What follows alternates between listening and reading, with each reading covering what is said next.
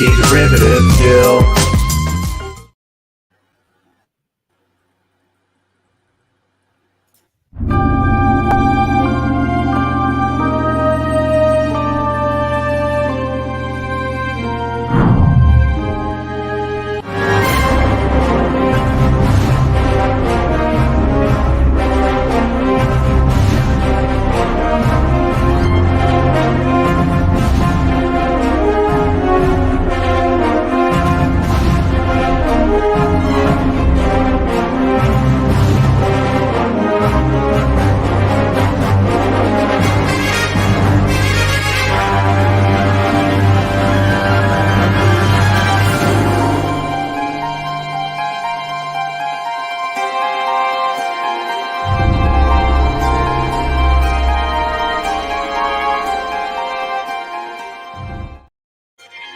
Greetings and felicitations.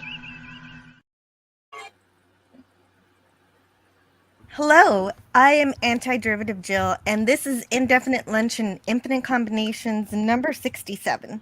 Today we are reviewing the next original series episode in production order, and it's Bread and Circuses.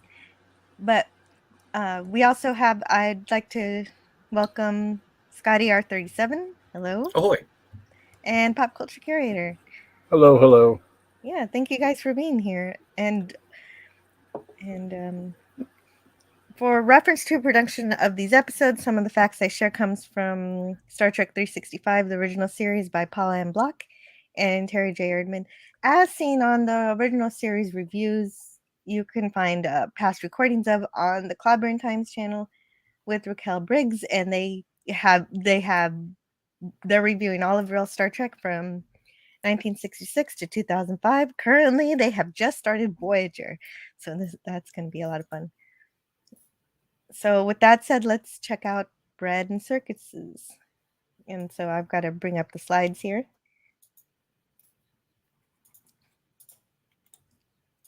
And while I'm doing that, I'd also like to say hello to the chat. Really exciting chat today.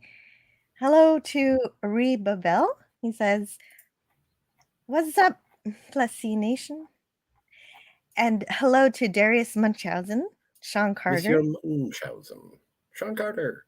Hello, everybody. And also, sorry for running a little bit late today. I just had some stuff to do. And good morning to Canadian Spider-Man, Franco Walker.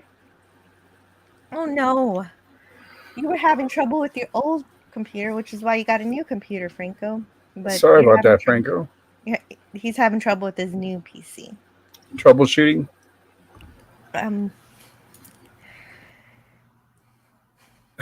The waiting is the hardest part. Gorilla. Yeah, Gorilla. Hello, Gorilla. Hey, everyone from your local... What did it say? Oh yeah, you read it, please. Hey, everyone from your local dumbass misogynistic asshole, or whatever that lady called me. Well, I think it was a lady. Couldn't tell. What happened? Did you ever run in with a lady? Who called you a misogynist? Wow. I've never gotten that vibe from you, Gorilla. Hello, Sub-Commander Tall. He says, I love Bread and Circuses. Great character moments all around. I agree. And this is our first episode where we get the... Am I wrong? It's the first episode where we get the captain that turned evil? Or that basically turned and broke exactly. The Prime Directive. Yeah. He did. This is such an important episode for that reason. Although he was more of a merchant. He couldn't even pass Starfleet Academy, so that makes sense. With just that line. And it's like, oh, hello, Dillard. Hey, Dillard. Hello, Dillard. Good to see you. And just that line? Oh, just the line in terms of there being a difference between a spaceship and a starship and how there is a certain level of prestige when you are part of Starfleet as opposed to just in the merchant service, as they say. And hello to Jim's Landscape. Hey, Jim. I kind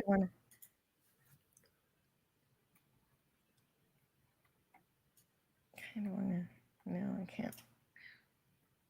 I'll play with that later. Never mind. Wait. You bring this network's ratings down, Flavius, and we'll do a special on you. Anyway, had to use it.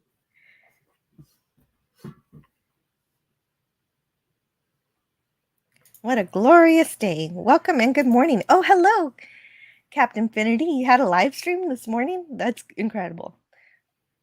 And Matt G says, only 50 away from monetization, I think. Well, it depends. I don't know if I'll be accepted into the YouTube partnership as soon as I get 50 more subscribers or not. We'll find out soon. You have to have like a lot of views, and I can't even remember, but it's a lot. Oh yeah, I have plenty of views. I have Okay. the requisite hours, but whether they'll like my content, I don't know. And Canadian Spider-Man says, please hit the like button to support the channel. It's Thank free, you, Spidey. and it does help Anti-Derivative Jill grow this channel. We can do it. We can. Oh, and hello to Mark Harkness. This episode proves the old adage, Rome is where you find it. Rome is where the heart is.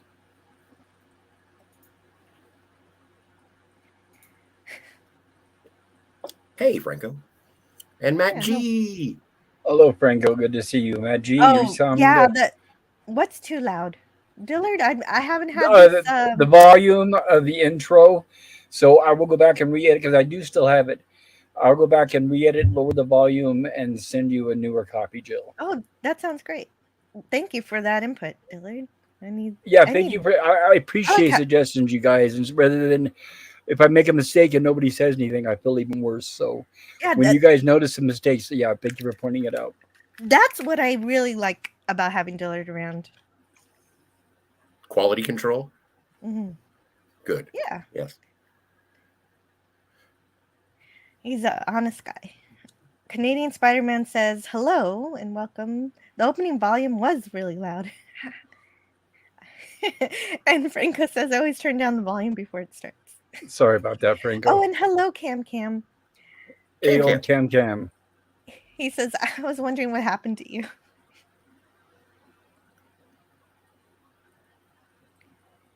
And oh yeah, he does want a link. Okay, so I'll send one to him because I wasn't sure.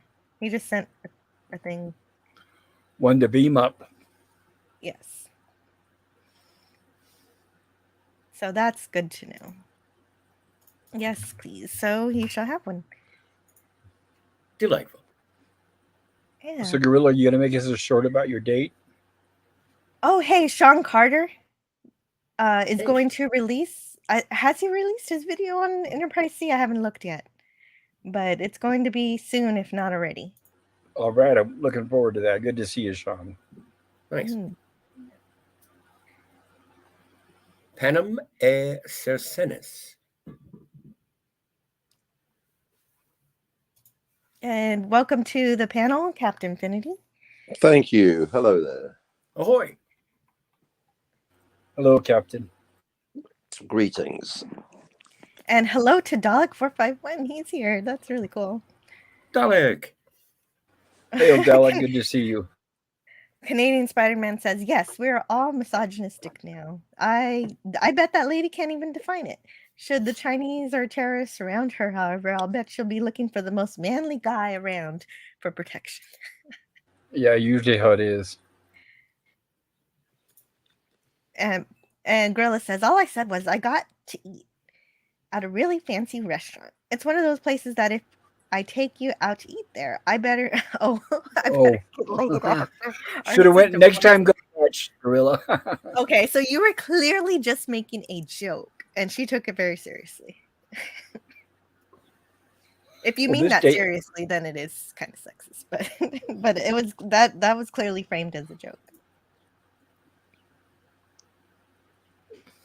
I'm sorry, Pop Culture. What were you gonna say? No, I was just telling Gorilla maybe next time go Dutch, just to be sure. Well, yeah, definitely. Like, the girl should be able to pay these days. Why not? You'd think. I've never had it happen to me, but you'd hope. When I worked in a restaurant, I would always put the check in the middle of the table, and they'd always look at me funny. I'm like, what, bitches? Fucking equality. Mm-hmm. No, But when the I go guy out with was my always, I've noticed it was always the guy, but there's basically dinner's transactional. He's paying for the sex lady, so put out or don't have dessert. that is the dessert. Sean Carter says, I had my double Whataburger onion rings and now sitting with an ice cold cup of homemade I'm Sunny jealous. Damn it! Oh, that sounds so good. But I would take a chocolate shake with that. I mean, I do like eating out, but I also do like going to dinner first. Next slide. Okay, why not? It's more enterprise. There's a bridge for you. That was a really good shot of the Enterprise as well. Yeah, right. I really liked it. It's fun. But and our boy Eddie Paskey. Canadian Spider-Man says, I don't blame you at all. It's a time-honored arrangement and trade. We're not suckers, you know. Next time, take a buddy and go halves. Well, yeah. Makes sense. Huh. Oh, okay, Scotty. Okay, Scotty said he uploaded. Yeah, I've the gone video on plenty last of dates where I played half. I don't know why that's a thing that's not a thing. Well, we need more people like you, Jill. I don't even know. Dillard Draws says, saying a lady can't define something is kind of misogynistic. I bet the men could do it. That's not. Oh, wow. How incredible. I sent him a link, but I wasn't sure he could make it. Welcome to Sub Commander Tall. He says he likes this one. Hello, Commander Tall. Hello. How is everybody today? Really Doing great. good. I know some Good. people are riding out a big heat wave, so if you're in one of those areas, stay cool. It's freezing here. I've got to put a fire on. It's so cold down that sounds here. good. I'm lucky. I'm actually where I'm at here in northern Arizona. It's nice today. If I was still in the Bay Area, it'd be much hotter. So I'm really blessed for that. I'm literally hugging a hot water bottle right now. Oh, so you're cold, and we're all very warm.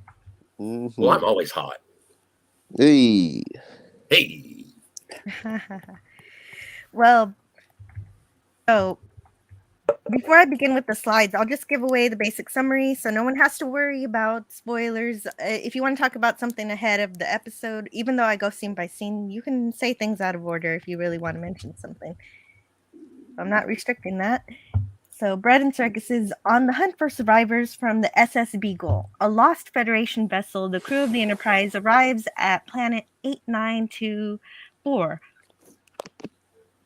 where the civilization closely resembles that of Earth's ancient Rome, albeit a Rome where culture has advanced to technological levels matching those of Earth's 20th century, with fast cars and brutal televised gladiator matches. Upon arrival, Kirk, Spock, and McCoy question members of the Children of the Sun, peaceful dissidents who have forsworn violence, and discover that the Beagle's captain, R.M. Merrick, has become the right-hand man to the Empire's proconsul Claudius Marcus. Confronting Merrick, Kirk learns that the former captain allowed the proconsul to enslave the Beagle's crew and throw them into the arena where most of them were slaughtered in battle.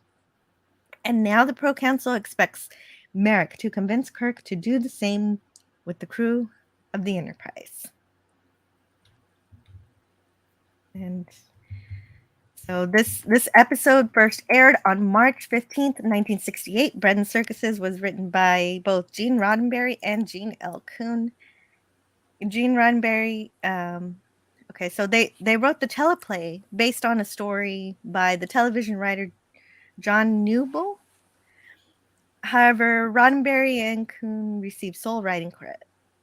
Yes. So nothing new to see here, people. Oh yeah, and I bet this happened a lot, but Roddenberry, it says that he was writing it while the script was being shot, while shooting was taking place, rather. Yeah, the director, I guess this was his first Star Trek episode, and it kind of confused him. Mm-hmm. Oh wait, no, the director. This wasn't his first. Producer. Yeah. Oh, the producer. Okay. Producer. Yes, Sinensky definitely. Yeah. Okay, go ahead, Sorry. No, yeah, sorry to jump in. Yeah, definitely Ralph Sinensky had directed other episodes, but I don't know about is this when John Meredith Lucas comes in? Okay, that's when he comes in as producer. Okay. Yes. Gotcha. And yeah, definitely. This is the director's third episode. The title "Bread and Circuses" comes from a line by the Roman satirist Juvenal, and refers to the practice in ancient Rome of providing regular free bread to the lower classes and entertainment. So, in order to prevent unrest. Juvenal wrote that when he was very young. That's the thing I'm noticing about that name. That name really reminds me of that. And he's a satirist, so I'm wondering if juvenile inspired the English word juvenile. I'm not sure. Oh. So that is just a conjecture on my part. I have no idea if it's true. But I love it when an episode encourages me to maybe read some classic literature that I haven't before. So here's the quote by Juvenal regarding Bread and Circuses. The people that once bestowed commands, consulships, legions, and all else, now concern itself no more, and longs eagerly for just two things: bread and circuses. According to trivia, I guess this is the last episode filmed where Captain Kirk wears that green tunic. Oh boy. Really? That's a shame. I really like that tunic. So do I. Me too.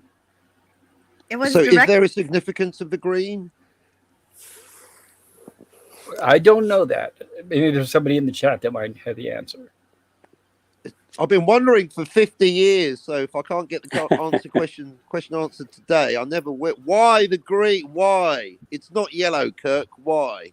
Did you put it in the wash with one of Spock's tops? Well, it's a very storied debate about the actual color of the command division. Supposedly, those velour tunics that most of them use that look gold and under the studio lights are actually sort of a lime green in person, and you can see some photos that sort of indicate that. But the wraparound was a different material; it wasn't velour, and it showed up. It was definitely greener, obviously, to the eye. But I think the reason they opted for that tunic initially was just to give Shatner something different to wear in that way back in The Enemy Within. That's the first episode it appears in, just so you can kind of tell good Kirk from bad Kirk. But yeah, I'd always thought growing up that it was like. Yeah, I'd always thought growing up that it was like casual attire compared to like a dress uniform, but I could be wrong. Like wearing fatigues instead of your dress uniform. Are you saying that Captain Kirk is showing up on duty on bridge in basically effectively his jogging bottoms? Well, not that extreme. Is it Casual Friday or something? Get your gold on, will you, Kirk? You slacker. Yeah, I guess maybe under less serious conditions he can wear it. I'm not sure. This episode was directed by Ralph Sinensky. Later, we've only had, so far he's directed This Side of Paradise and Metamorphosis, and he's going to direct 4 more after this before being fired by that fried burger guy. Fried burger. Fried burger. Fried burger. Fired everybody. He should have been fired. Fried burgers go well with bread and circuses. So the director says that the tight schedule resulted in lower quality of the arena. He wanted to do more in terms of those sequences. Is the basic gist of that. Yeah, I think this was right around the time we were switching from Desilu to Paramount, or when Paramount bought it, and I know the production schedule was slightly curtailed as a result of that. I don't know if this was the first one, but yeah, they also start cracking down on budget here around this time. Mission Impossible was eating up a lot of the money. So there's a lot of reuse of sets and dressing from other shows, apparently. Yeah. Oh, the poll. Yeah, don't forget the poll, says Franco Walker. Which one's he? Also, yes. Right. I don't want to forget the chat also. Don't forget to vote, everybody. So, hello, Mega Cropper. Yeah, I am nothing without the chat. Nothing without the chat, you know that. And Star Trek, it used to have good genes. That's hilarious. The green was to distinguish Shatner versus the rest of the crew and establish Captain. But then why is he wearing gold the other episodes? See, the deeper we go into this, basically, I was right when I was 5. This is bullshit. There's no canonical reason. Why is he wearing gold the other times then? I don't know, but this can is you read crap. this from Darius? Juvenile. Oh, this is so tiny on the screen. Juvenile, 1620s, young, youthful. Only about a millennia and a half out then. From Latin, juvenalis. Is that right? It's like 2 pixels high on this damn It's phone. okay. Nobody speaks Latin, so you're fine. That's the inter potestas est. Am I right, folks? Yes. Liberate tutame. Right. You dirty stop out. Of or belonging to youth, youthful, or juvenus or evenus, young man, one in the flower of his age. I cannot speak Latin, so excuse my inability to read that. Excuse.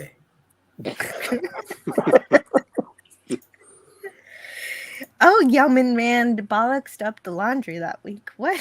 Yeoman Rand has been gone for a while. Now that makes canonical sense. That's why she was kicked off the ship. Yeah, totes. That's all right. They made up for it in TNG. Hang on, why is it Rand? Is she doing the laundry because she's a lady? That's sexist. No, Sorry, but I she meant, hasn't been on the show for several episodes, so it's funny. She kept mixing up the red shirts. See, it's funny. It says that the green uniform was introduced in Enemy Within to differentiate the gold uniform of Kirk to the evil Kirk. Right, the good and the bad guy. Yeah. Ah. Although it's not quite the same. That one in the first season had the And here the we braid are. on the shoulders. Yeah, that was Yes. yeah. And here we are at Bronson Canyon, where and you'll see the scenes coming up where they filmed it inside the famous Batcave. Yeah. Check out the my video on my Batcave. Yes, check out my video on my channel, guys, for Bronson Caves, and you'll see this locations all throughout this episode. I'm so glad you got to go around California to all those locations because now you have those memories. That's pretty Yeah, cool. exactly. I remember those peaks, the rocks. Well, I don't remember the 2 moons, but everything else looks the same. He only had the 1 moon when you went. Unfortunately, I had to deal with just one. The AI Thank show you. says It's Oh, really go sad. ahead. I was just going to say that Bronson Canyons used to be open to the public where you could just go inside and look. But it was fenced off when I went there, which is really sad because Aw. judging by from the TV shows and movies that are filmed inside of it, including this episode, it looks a lot bigger on the inside than it does from the outside. Mhm. That's cool. The TARDIS of canyons. Franco Walker says it's his ship. He can wear what he wants. And the AI show says Bread and Circuses also, I assume, refers to the policy of Julius Caesar to cater to the populace of Rome through the above. Hang on, it's not his ship. It belongs to the Federation. By that rationale, Kirk could show up for duty in a Hawaiian shirt. And it looks like this episode was filmed from sometime between 11 a.m. and 1 p.m. Oh. Nice observation. Mark Harkness says captains always have an extra outfit choice, just like how he got that nice white short sleeve top in Star Trek The Motion Picture, while everyone else had to stay in the PJs. Yeah, you know when you ask your romantic partner why they're 2 hours late home and they give you like 15 excuses? This is what this is feeling like now. It's just too many reasons. You don't know, do you? No. Nobody knows. Nobody, yeah, no. We'll have There's to. no in-universe explanation. We'll have to Thank you. That's what I was getting at. There's no exactly. It's some background stuff to remind you it's a TV show. There is no in-universe. Verisimilitude destroyed. I'm watching a TV show. I'm weeping here. Because it looks cool, and it's kind of like a uniform because it must be officially commissioned, otherwise. Well, that's insignia on it. It has the insignia, so I'm still going with the whole he does get Yeoman the Rand pistol. with the fucking die theory. Well, Much we better. find out in A Mirror Darkly on Enterprise that other captains also have this green shirt. I was going to say, we just got to see Archer wearing that. Yeah. I sure wish Uhura had it. Who is pole dancing? No. You vote in the poll, Kronos. Is that because it's low cut? No comment. Oh, Dillard Jaws says he knows how to sing a Latin song, and that's it. I can't even say that. I think that's Latin for Guardians of the Galaxy. Gaudimus Igator. Really? And a 1 and a 2. Rand actually got sent back to the academy for an officer training course. She'd gotten Kirk's recommendation, starts her role on the path to being first officer of the Excelsior. Yeah, right. So Rand isn't gone forever. We'll see her again in the movies. Yes. So somehow she ended up back on the Enterprise. Remember that for the motion picture.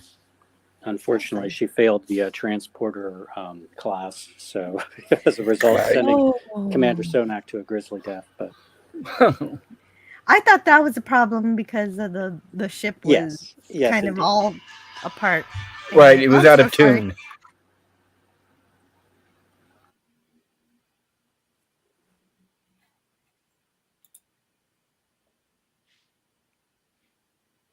To step away for a brief moment, please give me just a minute. Absolutely.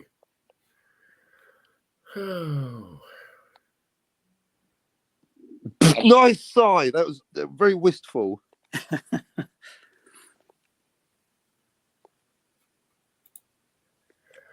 My Mach 1 for life says, I missed all the good stuff in this stream, like being late, like my vacation to Mount St. Helens, or my 3-hour tour off the coast of Waikiki. Kronos asks, does Jill have a Rumble channel? Not as far as I know, not that I'm aware of. Still plowing towards 500 subscribers so that Jill can achieve her monetization goals. So maybe a Rumble in the future. I'm not 100% sure. I do have a Rumble channel. It's just, it takes forever to upload all the videos. So I might have to cancel that process and just do it manually. Yeah, I tried to do that too, and it just lags. Yeah, it doesn't work really. But my live stuff links okay, but if you try to upload something, excuse me, it doesn't seem to work very well. Yeah, exactly. It doesn't work at all, really. Jim says it's a nice idea, but I guess it's just too difficult to implement. Jim says also remember the dress uniform in TOS are green. Oh, that's true too. Good. I love Rand. I wish she were around. It's good to remember her. And whoops. Oh, my Mach 1 for life. Hello. I didn't realize it was you, Herc. It's Herc 130. Oh. Hello, my Mach.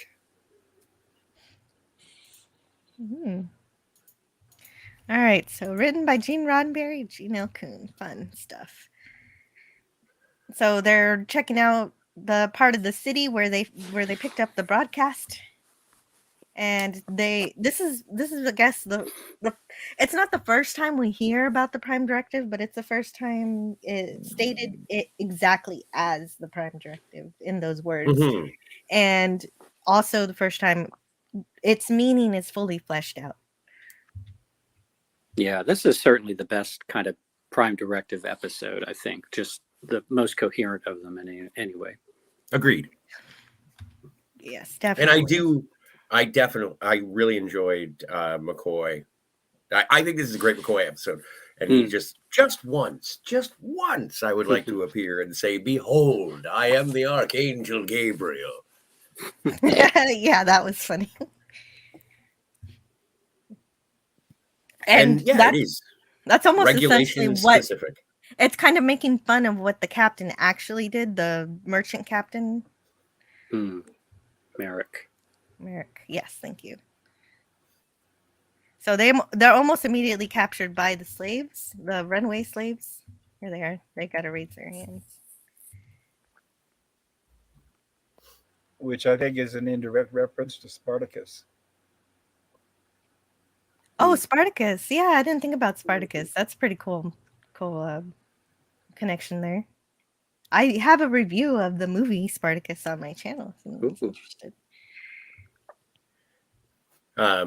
I really enjoy the chain links on the chest, like to signify that they are slaves. I thought that was a nice touch.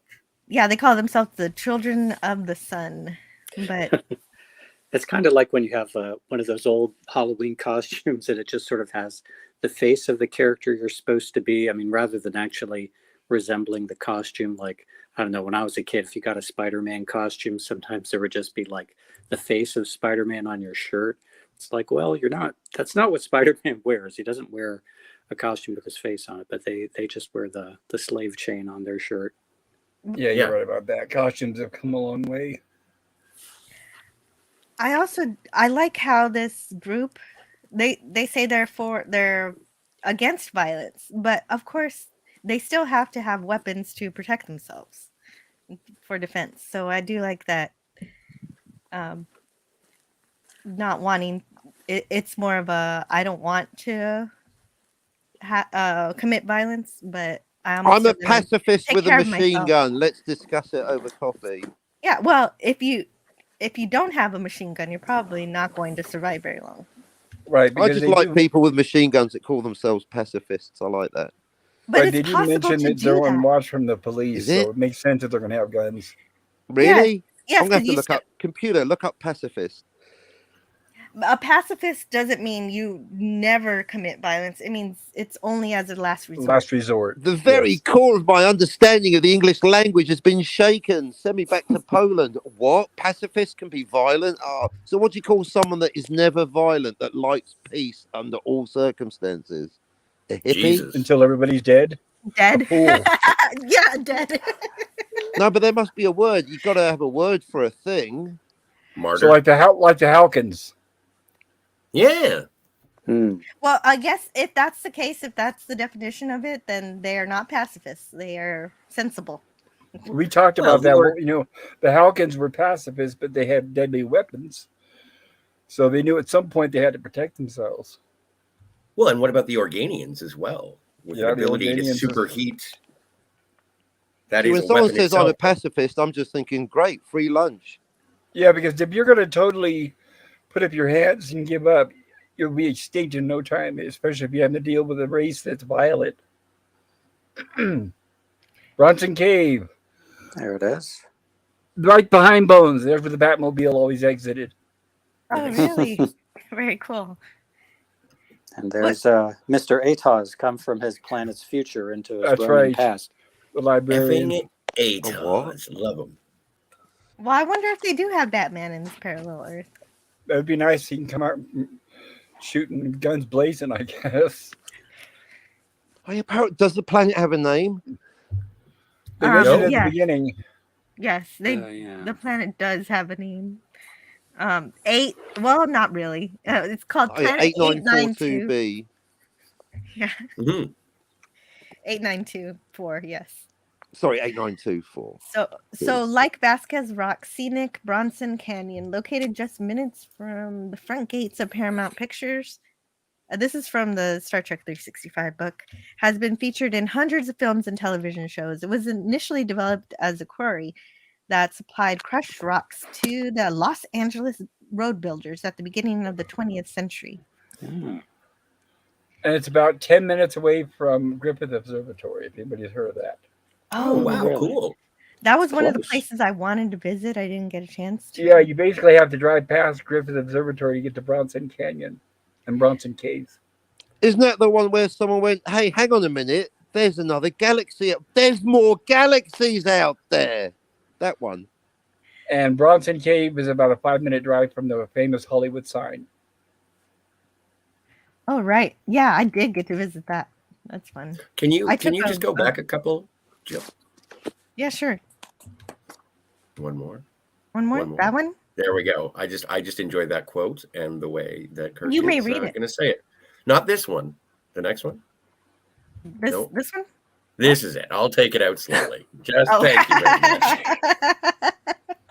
Okay, so the book continues. The burgeoning Hollywood entertainment industry soon discovered the craggy canyon, perfect for westerns as well as science fiction and adventure films. Early movies featuring stars as disparate as Tom Mix, John Wayne, and Rin Tin Tin were shot there, as well as genre classics like the original Invasion of the Body Snatchers. Oh, yeah. By the 1960s, Brunson had become the darling of the television industry, so often in need of a desolate appearing but conveniently located outdoor filming area.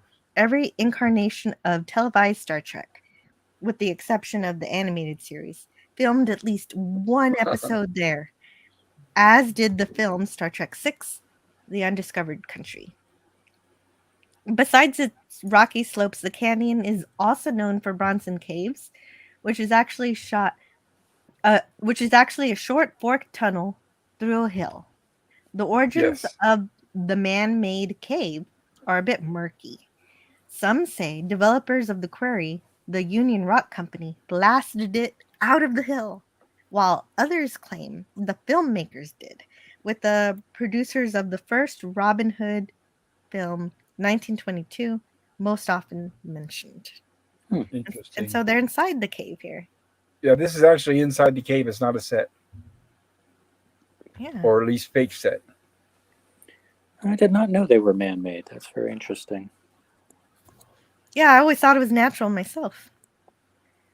Oh my goodness. I usually like to read the captain's log, but this captain's log is really long. It just says Captain's voiceover. Yeah, we're here Captain's log. I'm very excited about my new green shirt, so I'm going to spend several pages writing about it. No one knows why this shirt is green, but everyone loves it except Yeoman Rand. She's in tears. Okay, maybe we'll read it anyway because it's fun. It's just one long one. Can you read it for me, Scotty R37? I will do my best. Captain's log, stardate 4040.7. On the surface of the planet 4 in system 892, the landing party has won the confidence of what obviously is a group of runaway slaves. They dwell in caves not far from a large city, wear rags, live under primitive conditions. But they are creatures of a heavily industrialized 20th century type planet, very much like Earth. An amazing example of Hodgkin's law of parallel planetary development. But on this Earth, Rome never fell. A world ruled by emperors who can trace. Trace. Oh, I'm sorry. They can paint. See, I thought it was so long. They're inkers. Oh my goodness. I'm sorry. Trace their line back 2,000 years to their own Julius and Augustus Caesars. That's how long that captain's log was. It's too long for StreamYard. Trace a chalk outline around your dead effing body, you tracer. Kronos asks if this is a memorable episode. I didn't remember it. I'd only ever seen it one time, and it was almost like a new episode for me. But I will remember it now. Very memorable because of its deep theological impact. I'm already thinking every religion starts off by going, we're all about peace. Then they end up murdering people. Every religion, you're all equally guilty. So very deep. The religion part is just like the last little bit that they screw in at the end there, but that's the bit that sticks to me. But anyway, the AI show says typical planet on Star Trek. We are peace-loving individuals on this planet who are armed to the teeth with high-tech weaponry. Yes. Yeah, typical planet and typical religion. I was wondering about that. When they showed them outside Bronson Cave when they were taking capture, they did not have their phasers. But later, when they're taken captured by the police, they do have their phasers. Interesting. All this time as an escaped slave, and they couldn't change t-shirts, says Ree. Yeah, I guess it is kind of a curious choice to, well, that's what they were. If you're a slave, That's probably what they were given, and maybe all they have. That's true. It's not like they can go probably shopping. Don't have much, right? They probably don't have a very big wardrobe to choose from. I'm so sorry. Dillard Draw says, I live near Los Angeles and I never go to these boring places. I know, but some of us do find it interesting, Dillard.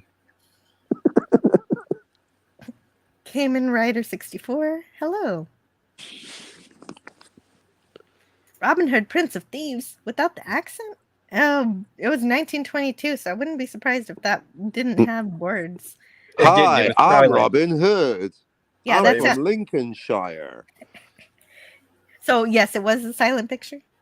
Definitely. Sound didn't come out to 26, 27. Makes sense. Like just in general.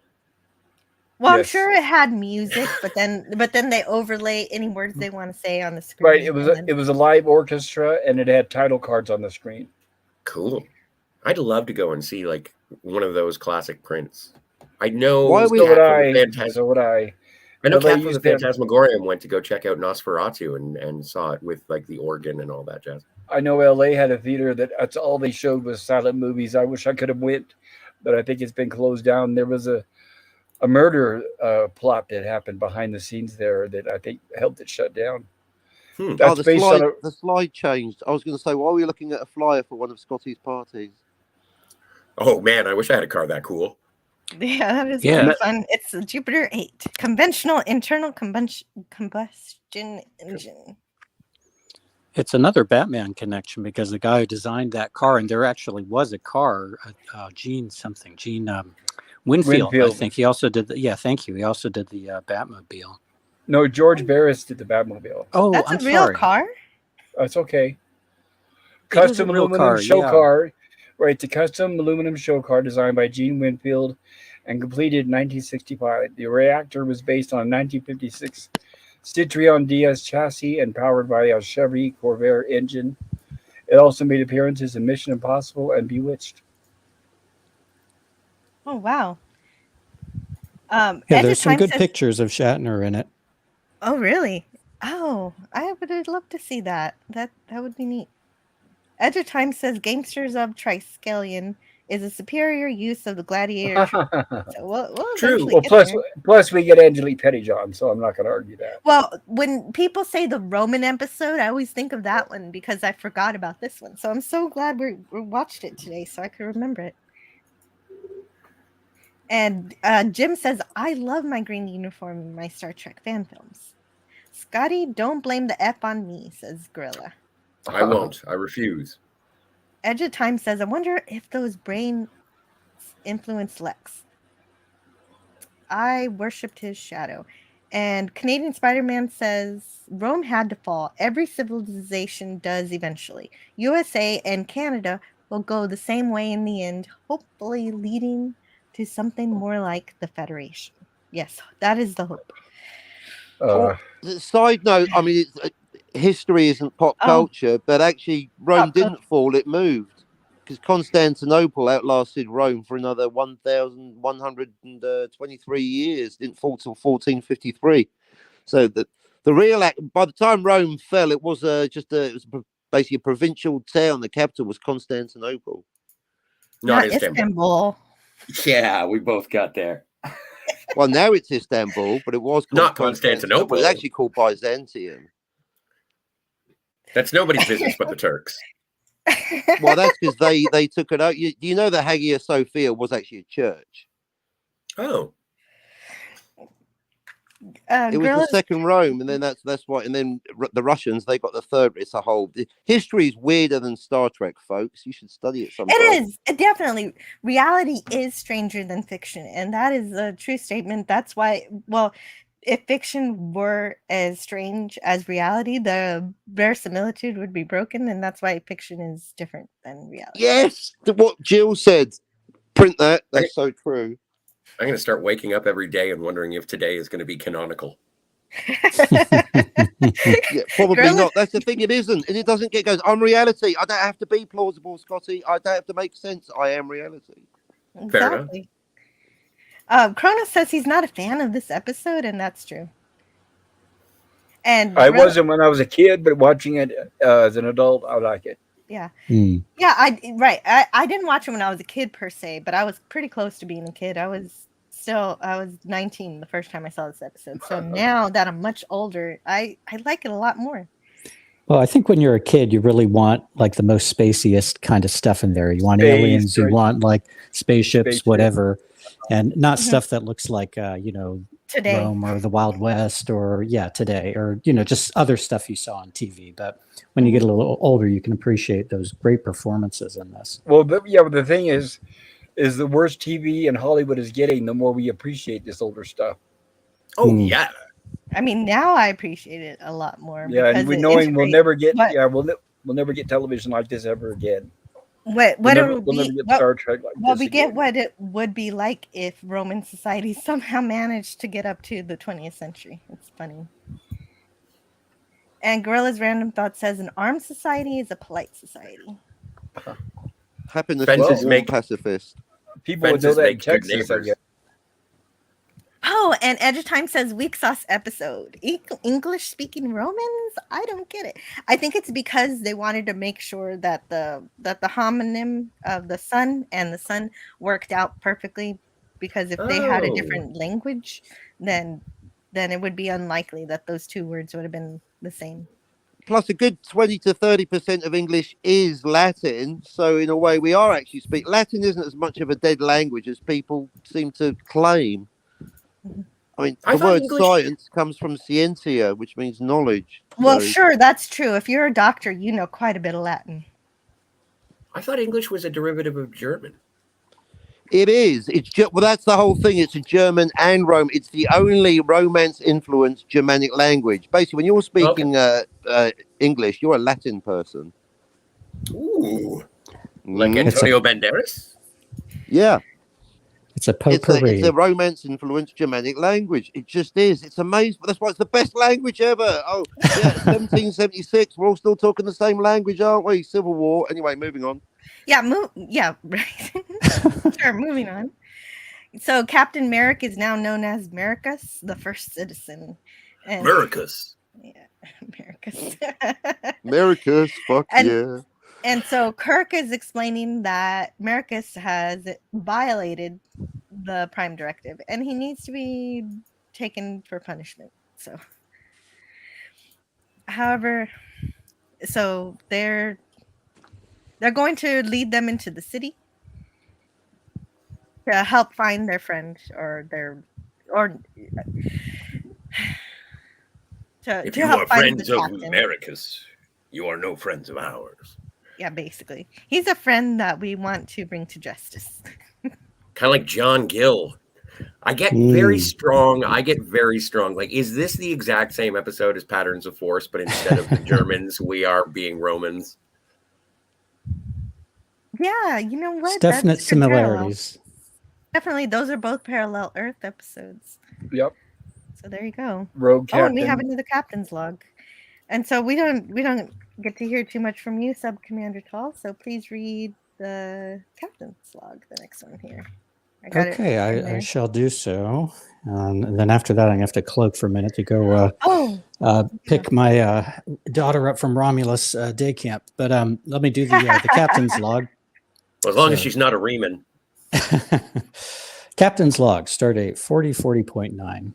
Uniformed police like those of Earth, a great city like Rome with automobiles, astonishing similarities to 20th century Earth, down to the fine carbon steel in the bars. That's everything I see.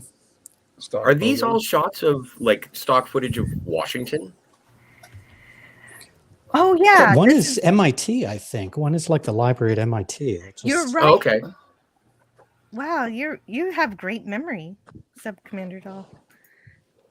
It's true. This is the Great Dome at MIT, whose words can be read somewhat above the pillars, apparently. Oh yeah. Math Fry. A lot of super mutants in there. Right, Great Dome of Massachusetts. And the Legion of Honor is what we get next. Right. The left bank in Paris. And thank you so much to Sub Commander Tall for spending what time he could with us. That was really great. And I do hope he can return later. He says he will return. And so here are those carbon steel bars that are too strong for Spock to get through. So yes, another one of the buildings was the Legion of Honor, and on the left bank in Paris. Is it just me, or do these guards kind of look like Spaceballs? We found nothing here, sir. Well, it depends. Are they Jewish? Or is that Jewish? You mean? Well, no, the planet they don't look Jewish. It's funny. Yeah. It doesn't look Jewish to me. And so, slavery evolving into an institution. Yeah, right. So that's the whole thing of this episode, where these people are conditioned to accept their slavery just because they've gotten some benefits, some medical benefits, and sounds familiar, doesn't it? Welcome to California. Yeah, well, a lot of the U.S., but especially California, right? People are happy to be on public assistance, even though it's pittance. Yeah, but you get all up in arms about California, but come on, man, I'm a Canadian. We live off of it. Like, they just give away money for nothing. It's insane. I had my most profitable month this year because of all the socialism. Right. They do. They give away all the money except for the people who actually were born there and have earned and paid taxes their entire lives. They don't qualify for anything. Is that a thing you have to do? Well, unfortunately, yeah. The highest in the country. Bread and hockey games, eh? What's funny is I was living in the Bay Area, and where I moved here in Arizona, Williams, it's really nice, but it's a tourist trap. So it's actually the cost of living where I'm at now is higher than it was in the Bay Area. Things are more expensive here. Here we meet Maricus, Captain Merrick. Yeah, yeah. So they confirmed that it is the same captain of the Beagle. And proconsul, what's his name? Septimus? He was forced to beam down all 47 of his crew. And the proconsul is, what's his name? Proconsul Claudius Marcus. That's it. I've been saying it proconsul. Have I been saying it wrong? My Latin is rusty. You're probably correct. Proconsul. And the name, the Beagle. I'm changing it. The name the Beagle is a reference to the vessel famous for carrying Charles Darwin on the mission to chart South America, the HMS Beagle, which would coincidentally turn into a 5-year mission, and the early basis for Darwin's On the Origin of Species. Charles Darwin, the original Chuck D. That's pretty cool. That's not when he went to Galapagos, is it? Yeah. Yeah. On the Beagle. Origin of the Species, baby. USS Snoopy. Chuck D. USS Snoopy. Oh, brings a tear to me eye. Evolution. Hello, can you go? Death row. What about anyway? Next. Pour some out for my homie. So they were given the option to either adapt or to fight to the death. Yeah, adapt or die. And so, like in California. But at this point, Kirk is just seeing how Merrick has violated the oath of the Prime Directive, and like it's a strange arrangement. Like Merrick gets there, they're looking for ore to repair their ship, meets the proconsul, and then the proconsul says you can't leave because then you'll tell other people about us, and that would be against our it would screw up our civilization. He's not bound by the Prime Directive. Not anymore because not Merrick has already messed it up. No, what? Because what's his name? The proconsul. He knows about other worlds. Right. Proconsul definitely isn't bound. So Merrick told him, but Merrick told him, and Merrick was the one who violated it. And Merrick's not a part of Starfleet. Yeah, but so he's I a don't Federation understand. citizen. I don't know. So does that mean the Prime Directive only applies to members of Starfleet? I didn't know that. I would think so. I would think that it would apply to everybody. Yeah, any space traveler. But Well, if it's I'm like just a any other human, law; it applies to anyone that chooses to obey it. So that Well, so America's basically like a civilian. Is that right? he's like Yes. Harry Mudd, I would think. Harry Mudd Right. with a crew. Right, a little more legitimate than Harry Mudd. Yes. Until this point, obviously. Until he Right. decides to just hang out and He just, yeah. let his crew That's- die. Well, I think he did it because he's the only survivor of his out of all the 40-something people. So Well, he has to I be the think only survivor because there was he nobody to is. save at the Well, end. they said all the rest of them died in combat, so he did whatever he could to survive. Mhm. So that's why he basically turned coat. Yeah, and so Kirk is being given the same option, but Kirk instead tells Scotty condition green, which is pretty cool. It's a code saying, "Hey, we're in trouble, but you can't interfere." Yeah. I thought it meant It's like a look away prime from the directive. top.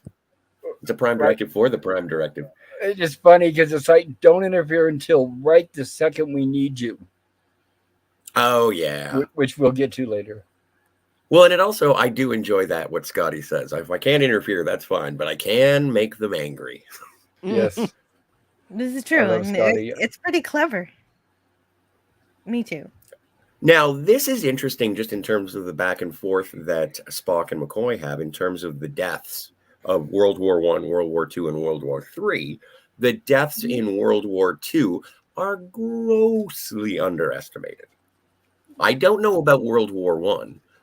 And the only reason I'm pleased about the deaths in World War III is because 37 million.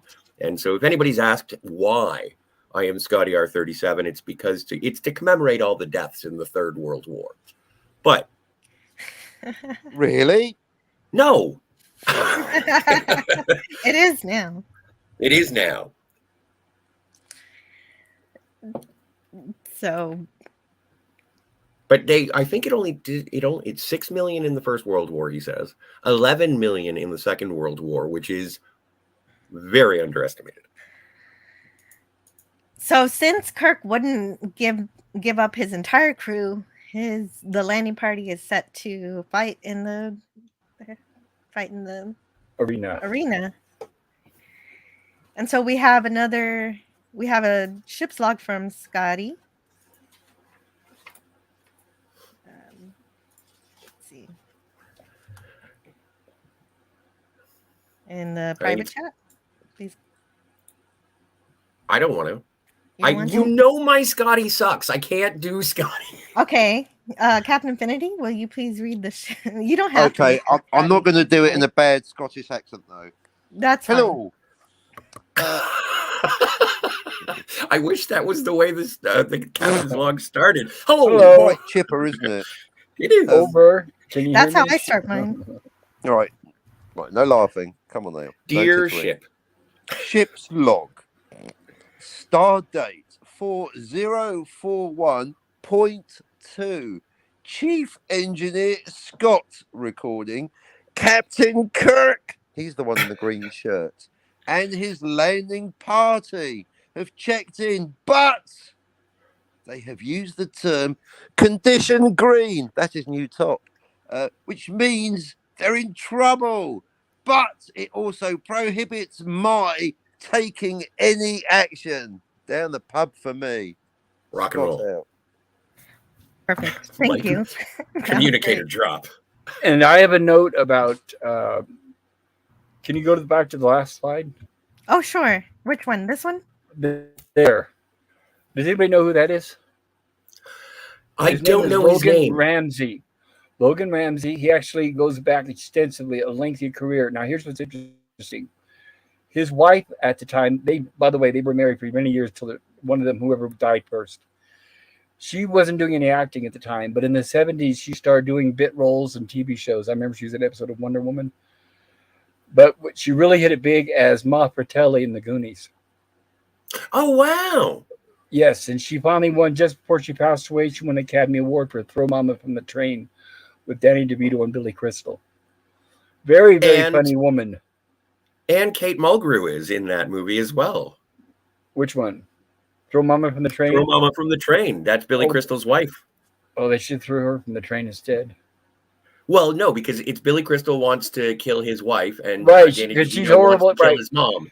And she fits the character too, because you're right, she was irritating. Yeah. But yeah, his mother, his wife was Anne Ramsey from the Goonies. And, now I remember the train. I remember Logan from an episode of McMillan and Wife. I think it could have been McLeod. I'm not sure, with Dennis Weaver. Something, but it's Logan and Roger C. Carmel, who you'll remember as Harry Mudd, but they play cohorts in a jewel heist. I wish those shows were available. I would love to watch them again. Logan here also starred in the Walking Tall movies, the original. Oh wow, with Joe Don Baker. Yes. No. Well, he wasn't in the first one. Joe Don Baker was in the second and the third, if I remember right. Oh, I thought he was in the first one. It could have been. My mistake. Logan here was in the one where they plotted his death and they forced him to have a car accident which killed his wife, which I think was the first movie. Here's the difference. Joe Don Baker has brunette hair. The original guy who played it had blonde hair. I just don't remember the guy's name off the top of my head. I will use the power of the answer box in front of me. All right. The first Walking Tall apparently is Joe Don Baker as Buford Pusser. Buford Pusser. What about second or third? Quite a hefty pro counsel. They should have named him Gluteus Maximus. Bo Svensson was in Walking Tall Part 2. That's it. I had it backwards. Okay, so yeah, that's right. Bo Svensson. He's the blonde. And then, Bo Svensson came back for the final chapter, Walking Tall, Part 3. And Joe Don Baker's best role is in the movie Mitchell. And he was also in 2 James Bond movies, which was great. And Mars Attacks, where he played Mitchell. True. Yep. Did he play Mitchell in it? The same character, pretty much. Even the hair was the same. Well, yes. Okay. I will believe you. If you go back and watch it, if anybody who's known Mitchell, the movie I'm referring to from Mystery Science Theater 3000, it's by the way, one of their best. I would put it in their top 5. And if you go back and watch Mars Attacks, he plays this trailer trash guy in a trailer, and the hair, everything is cut exactly like from Mitchell. I swear Tim Burton had to see Mitchell. And by the way, Joe Don Baker, in an interview, they asked him, they said, so what do you think about the treatment that MST3K did to your movie Mitchell? If I ever meet them, I'm going to punch them in the face. Yeah, he hated it. Yes, he did. Yeah, well. Made a mistake. Is Joe Don Baker is he still alive? I haven't heard of him passing yet. I'm going to take a look. Ladies and gentlemen, welcome to the Star Trek podcast, all about Joe Don Baker. Oh, no, I made a major mistake. The Prime Directive is Starfleet law. Thank you, Grilla's Random Thoughts. It is so maybe did Merrick really break the Prime Directive since he isn't Starfleet? Yeah, but also too. So he did, but he's allowed to. Doesn't he have any regret that everybody's dead from his crew except him? Yeah, I mean, did he? Yeah, he's still a bad guy from it. But that's the question about the Prime Directive, isn't it? That's classic, isn't it? Because what if you could save a planet by using the Prime? That's the whole thing, isn't it? The Prime Directive has no morals. It just says don't get involved, whether you're going to be hurting or saving the planet. Which we've seen that before, where they've used it to save a planet. Yeah, definitely. Especially if it's been messed with already. Especially if someone's already interfered. That's when you can step in. Can you break the Prime Directive to unbreak someone else breaking the Prime Directive to get them back to where they were? Yes. That's exactly what happens a whole bunch in later Star Trek. Is that called the secondary directive? So yeah, I don't know why I thought it was a Federation law. It's a Starfleet law. Thank you so much, Gorilla. That makes it completely different. And so Merrick actually, if Merrick was he still in charge of a Starfleet vessel? Like even if he didn't get through Starfleet Academy, was his vessel still a Starfleet vessel? I don't know. If he's in trouble, then it has to be. Hang on, so Starfleet isn't the Federation, it's a Venn diagram?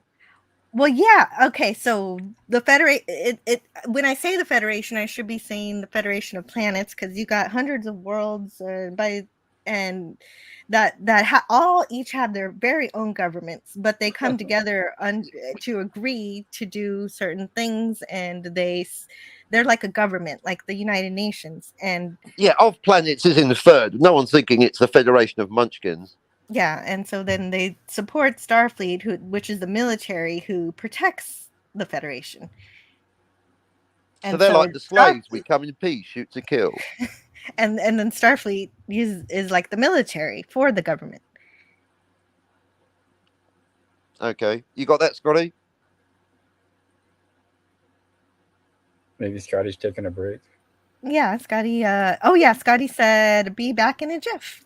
Oh, Jill, can I share a little bit of trivia from this book that I have regarding this episode? Sure, please do. This is from Inside Star Trek: The Real Story by Herb Solow and Robert Justman. Mm-hmm. And this is from around the time they filmed this episode.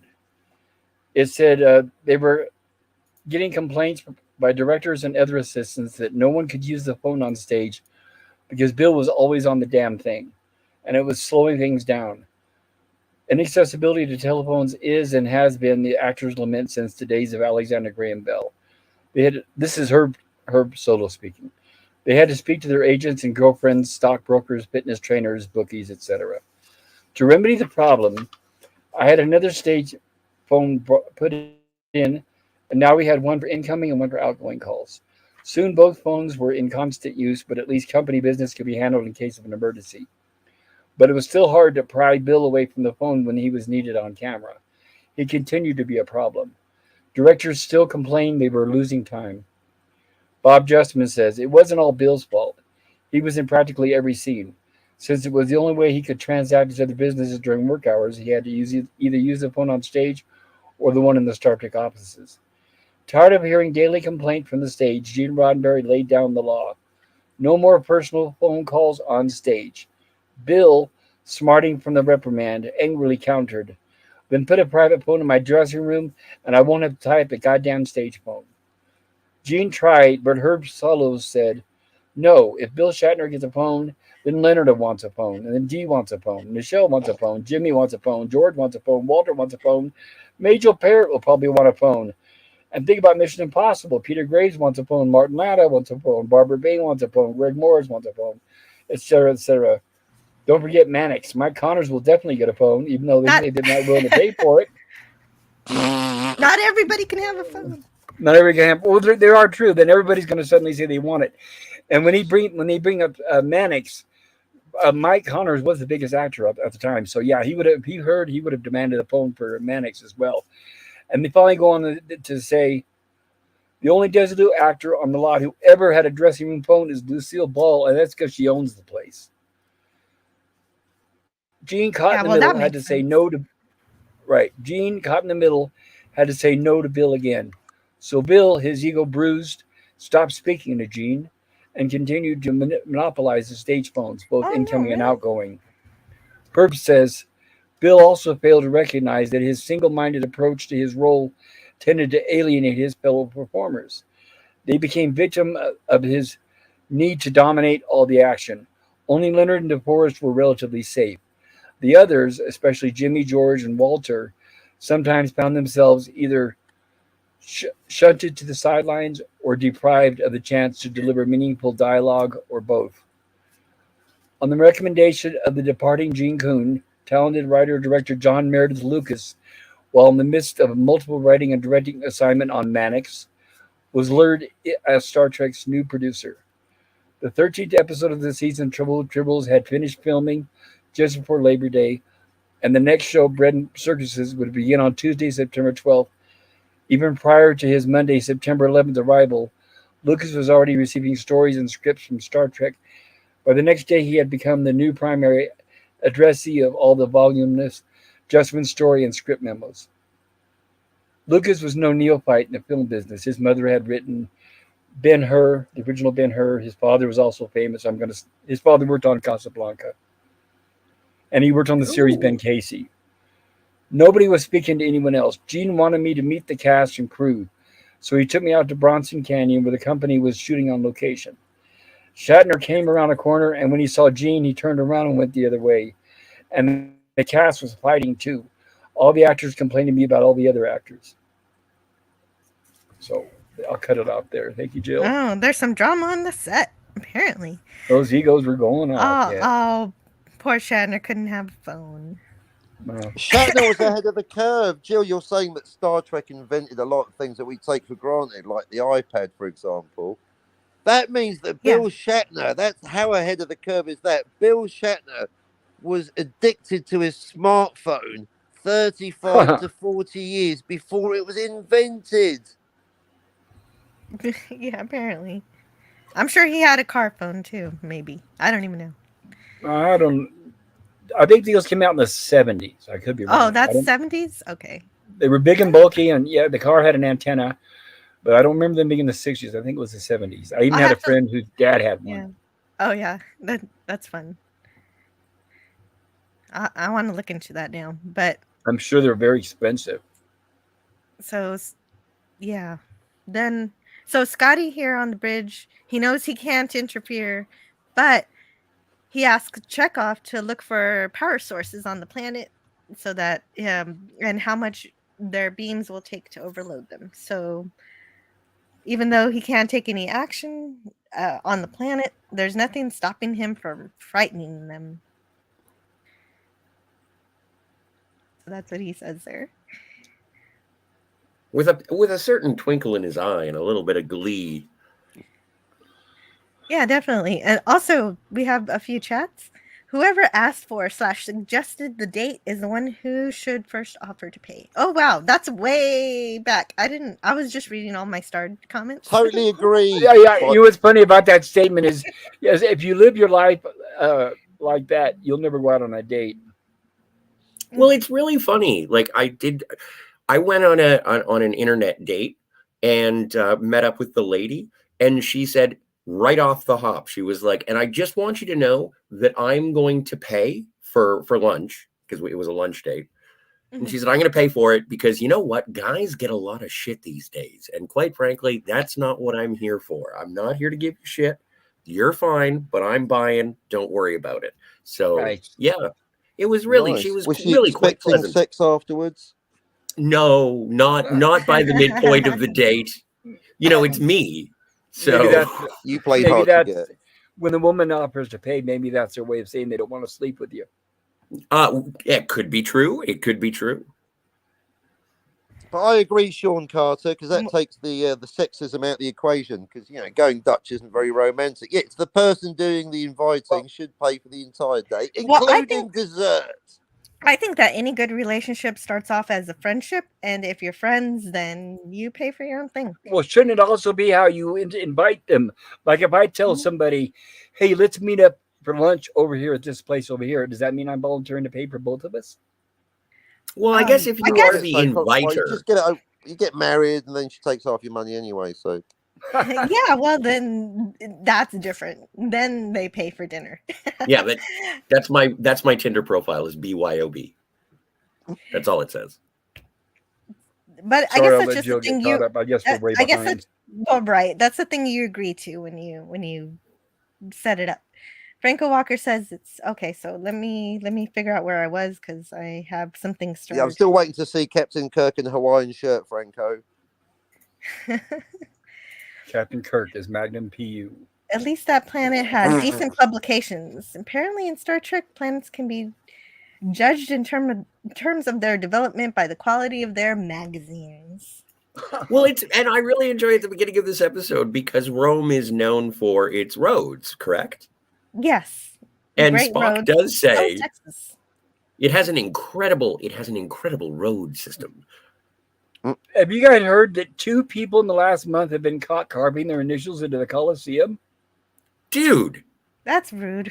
Yeah. To say the least. It's like 10,000 years old or something like that. The phrase all roads lead to Rome. I don't know if it's intentional, but that's because the whole point of a network is it has no center. I mean, even if Rome was the center of all the roads, all roads lead to everywhere. You could equally say all roads lead to Mississauga because that's the whole point about roads. They're linked, aren't they? All roads lead to everywhere on the road system. What's That's the point of a true. road if it doesn't go anywhere But good? I guess the point is Exactly. that it's like a centralized location. Everybody wants to go to Rome. Yeah, so maybe that's the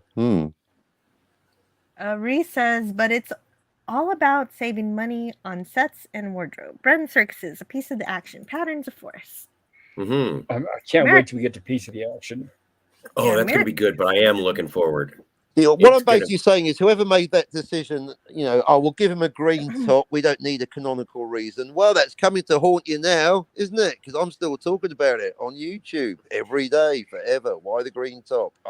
Very similar to anyway. Kronos says Remans are basically slaves. The AI show says if this were an episode of Star Trek series today, the title would be in Latin. Panem a circusesse. Edutime says lame fight. Maximus, the prize gladiator, captured with a mere thumb. Wait, what was his name? His name wasn't Maximus. It was a different name. Yeah. Flavius? Flavius, thank you. Right, Maximus is the Logan Ramsey character. The AI show says, I guess if Ben Affleck and Matt Damon were in a Star Trek movie, it would be called Goodwill Exploring. I got her coordinates. Do you know how I remember the name of the gladiator? Thank you. Do you know how I remember the name of the gladiator? How do you remember it? You bring this network's ratings down, Flavius, and we'll do a special on you. I will do a special on you. It got cut off. I knew I should have made a buffer for that because StreamYard has been cutting the clips. Biggest. I promise I got the full clip correctly, but StreamYard likes to cut off the clips. I saw it all. Willis, watch it. Oh, okay. Maybe it doesn't show me the whole thing. Oh, and Canadian Spider-Man says, I just posted videos from Galapagos. I saw Lonesome George, the last giant tortoise of his species, just months before he died. Oh, my stars. Extinction in action. How old did they say he was? 7. No, like over 100. No, like a couple of 100. He was mates with Napoleon or something. Right, older than all of us. Yeah, he had to be over 100. Like turtles can be over, or tortoises, they can be over, and turtles can be over 100 years old, sometimes even 150 years old.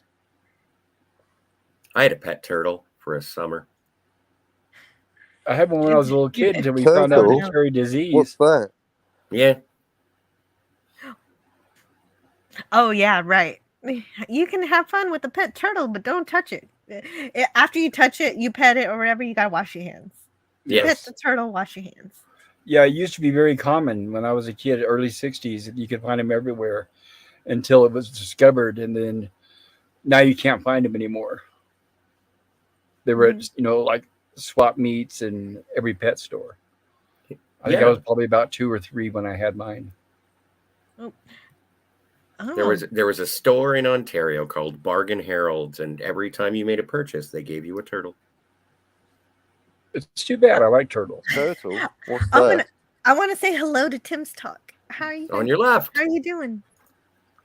Tim, hipster, Darius. Oh, the Lollipop League. What? We represent the Lollipop Guild. The Lollipop Guild. Lollipop Guild. Oh, okay, I'm glad. We and that represent last the one, Arvan Army. The Arvan Army. Oh no! Follow the Ho Chi Minh Trail. Follow the Ho Chi Minh Trail. It's a Hefner thing. I can wear pearls. I can just lie around. You know what? Make a fashion statement. Why are you wearing black? If you're going to go into the jungle, make a statement. Clash. And that has been Good Morning Vietnam, as presented by 2 people remembering the film. Oh, and James Caserta is here. Hello, James Caserta. Although I'm here, I don't exist. Jill canceled me. I did not know such thing. If we Are could you see a your malleable text timeline? Yeah, if we could see your text, you're probably not canceled. I exist, I don't exist. I exist, I don't exist. That's what I was thinking of too. That was quite possibly one of Clobby's finest moments on Saturday Night Star Trek. I was in stitches for half the night. Yeah, Hail Clobby. No, it's funny because it's true. That is, for anyone's like, Captain, why do you keep going? Time travel in a nutshell. I exist, so I don't exist. Anytime you see that nonsense, it is nonsense. We can fix it. That's it. I exist, so I don't exist. Marty McFly. Anyway.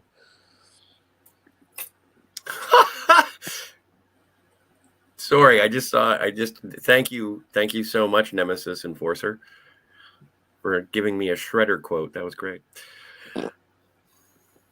Poor Flavius, just a special, no serious commitment. Exactly. Well, no, that is the cancellation when you're on this planet.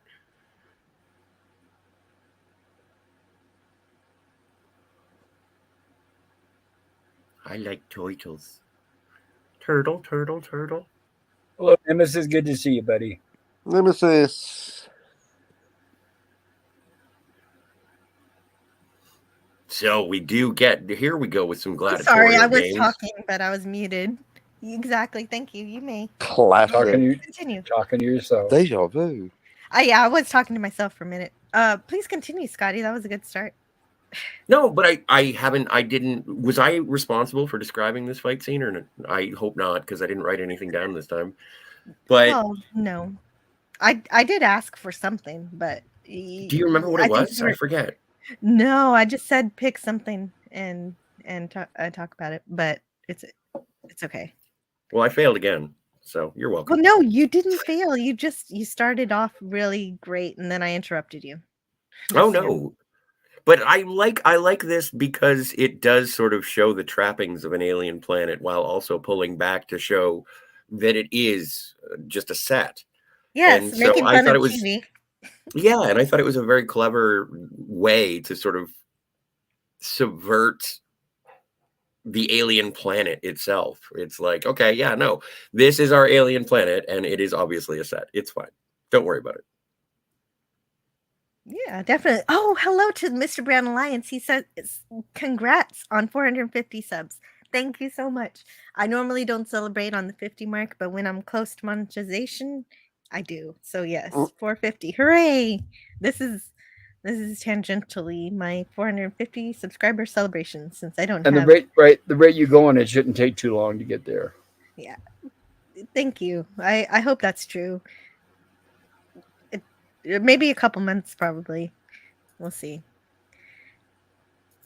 And oh yeah, subscribe to Cloudburn Times. We were just talking about him. Glad you got the reference, and hello to Scotty R37, says Nemesis Sweden. Thank you, Nemesis. This planet is tough. You don't even get a full season of 22 episodes. Brutal. Well, Flavius was a gladiator, and he was like committed to the games until he heard the word of the sun the word of the sun. We don't find out until later what the sun is, but yeah, they're forced to fight, and they've got to make it look real. See, that's a great way. Like, it's so strange because Flavius was obviously chosen as an actor because he is partially a stunt double, and then they cover his face, which would have been a great way to hide the fact that you have a stunt double. Leonard Nimoy's doing great in terms of his sword play. No one is using their shields at all. Everyone is just sort of like fencing, which is strange. Why do you even have a shield? But yeah, Flavius doesn't want to go killing McCoy, and Spock doesn't want to kill whatever this guy's name is. Maybe it's Gary. Gary, why not? Gary the Gladiator. Isn't this, I mean, I could be wrong, correct me if I'm wrong, but in this episode, don't we see McCoy fight more than any of the other episodes? Yes, more so. Right. Than most. That's because usually his method of choice to take down an offending person is injection of something. Yeah. Hyperspray usually. That's one way of putting it, yeah. Yeah, he actually has to get in there and fight, and yeah, he does a good job. I liked it. It is. AI Show says Bread and Circuses is basically Network meets Spartacus, even though this episode came out before Network. I've never seen Network. Well, you will enjoy it, or not you'll as be mad hell. as hell, I and you're won't not take going to it take it anymore. Take it anymore. Right. Yeah. Oh. But this scene just makes me want to get all these sound effects. I got to have the cat call and the applause and the boos. Well, and also we do get the fantastic, iconic Star Trek fight music. Right. I didn't get a clip of this scene, the fight scene, but I do have the Star Trek fight music from the Mock Time. Mock Time. Is Yes. that dun dun, or is it ba ba ba ba ba ba ba ba That one. ba? Yeah. The Yes, second that, one. Second That's yeah, the one. yeah, that one. Brilliant. You got it. The best one. Well, for fun, since we don't have anything to see here, why don't we just see if this isn't the fight scene from this episode, but this episode has the same music. Ba ba ba ba ba ba ba.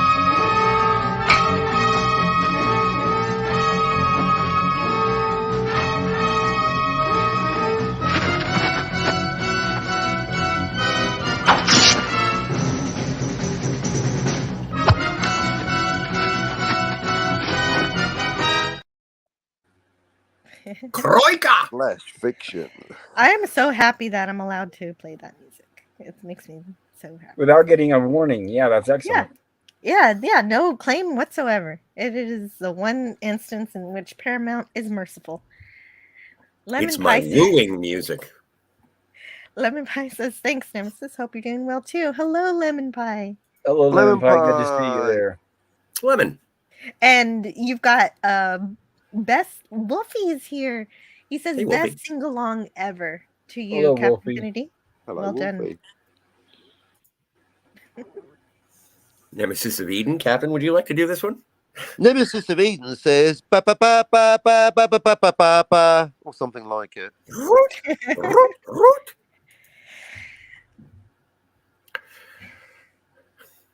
At least I they're- am defending myself. Of all the pig-headed, stupid things you've ever said. Yeah, pointy ear galoot. That's not a shield, it's a buckler. Oh, Right, the most illogical thing you've ever said is, Doctor, do you need assistance? Do you require assistance?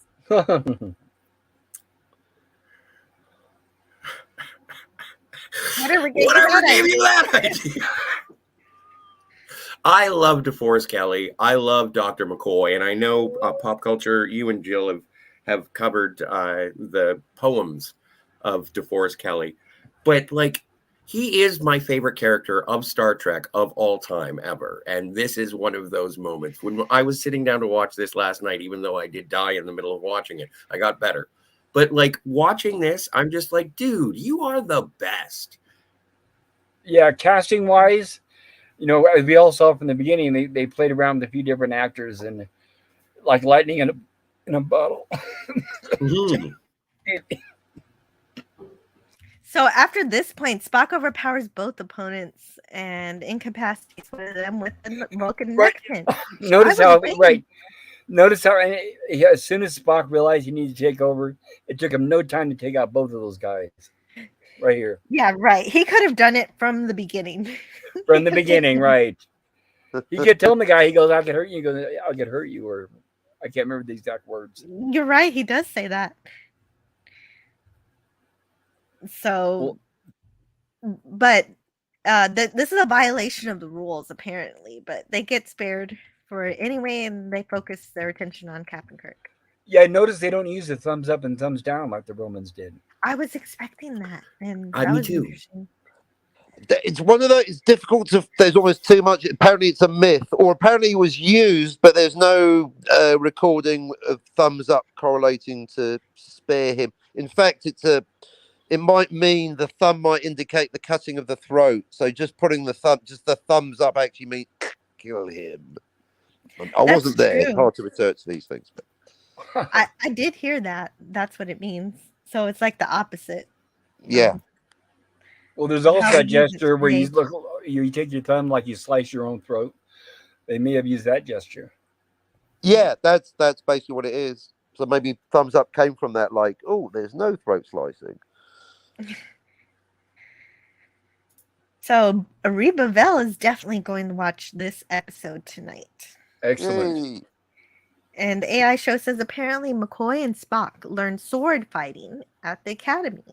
Mm. Apparently McCoy, yeah, had to learn a bit on the fly. it seemed here for me. Did any doctors in future Star Trek episodes ever fight? Did Beverly smash people on the head with a frying pan in the Robin Hood episode? I don't know. Okay. Gotcha. Thank you. Well, in the new Trek, apparently she did a whole bunch of killing and slaughtering. So yeah. Oh well, I wasn't thinking of that, but I thank just you until for just reminding now, me. right? Thank you for reminding me of that. That's true. Right. That's Who the did? very first thing we see is Beverly Crusher slaughtering people. Yes. Beverly Crusher slaughters. Oh, right.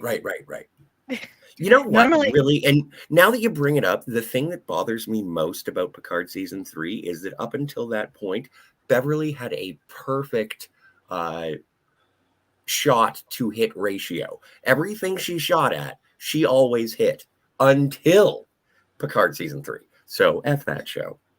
Yeah. Well, when you get that pump that show action, for many more reasons. That's what bothered you, not the fact that Picard died too. So there's no Picard in Picard. The fact he's dead. There's no Picard. Where's the Oh Picard? yeah, He's that not bothers Picard. me. That definitely bothers me. But another It's thing one that of the bothers me reasons. is that they had that is what pop culture was saying about their guns. They warn you. They helpfully warn the enemy when you're out of ammo. Like, this gun is now out of ammo. So throw it at them. So Beverly does that, dude. It was awesome. Yeah. I love Q episodes. Even that one, I give a good score, even though it's not the best one. And then we have Ding dong. And you know Gene Roddenberry was on the set this day. Yeah, I'll bet he was. Bet he wasn't on the phone at that moment. I don't know. From his memoir, Gene Roddenberry said, "On the set of Bread and Circuses, if you remember the attractive blonde woman, I was inside her." Which oh my god, Kirk. Yeah, I made that up. Don't fact check me. Well, the Captain Kirk was if Shatner wasn't, Captain Kirk was. All right, I could go with this joke, but I'm not going to because I appreciate being around more. So I don't. I was gonna say, did they have a shrinking ray or something? Yeah. So well, remember, the costume designer William Ware Tice in this book said that many times Gene Roddenberry would rush forward and personally help adjust the costumes. So I'm sure he had little hands on here too. Well, that interesting choice of words. Yeah, hands on, handsy. He likes to help with production and costuming. Yeah, he gets being into helpful. the field. Yeah. Let's not forget, Gene Roddenberry was a bit of a sex pervert. So I was going to say, didn't see Roddenberry knocking around when we were trying to get their head on that damn Gorn. She's Drusilla. She's a slave of the Pro Council, but she says that tonight she's Captain Kirk's slave. And this is the Pro Council's way of giving Kirk one last night to be a man or something before he has to be murdered. Like your last meal? Yeah, like your last meal. Exactly. Well, it's something to eat. Hey, now, Doc. We had 2 jokes of that nature today. This is amazing. There's never mind. Sometimes I should just close my mouth before I start flapping my gums. You've done plenty. You're welcome. I believe is the appropriate response.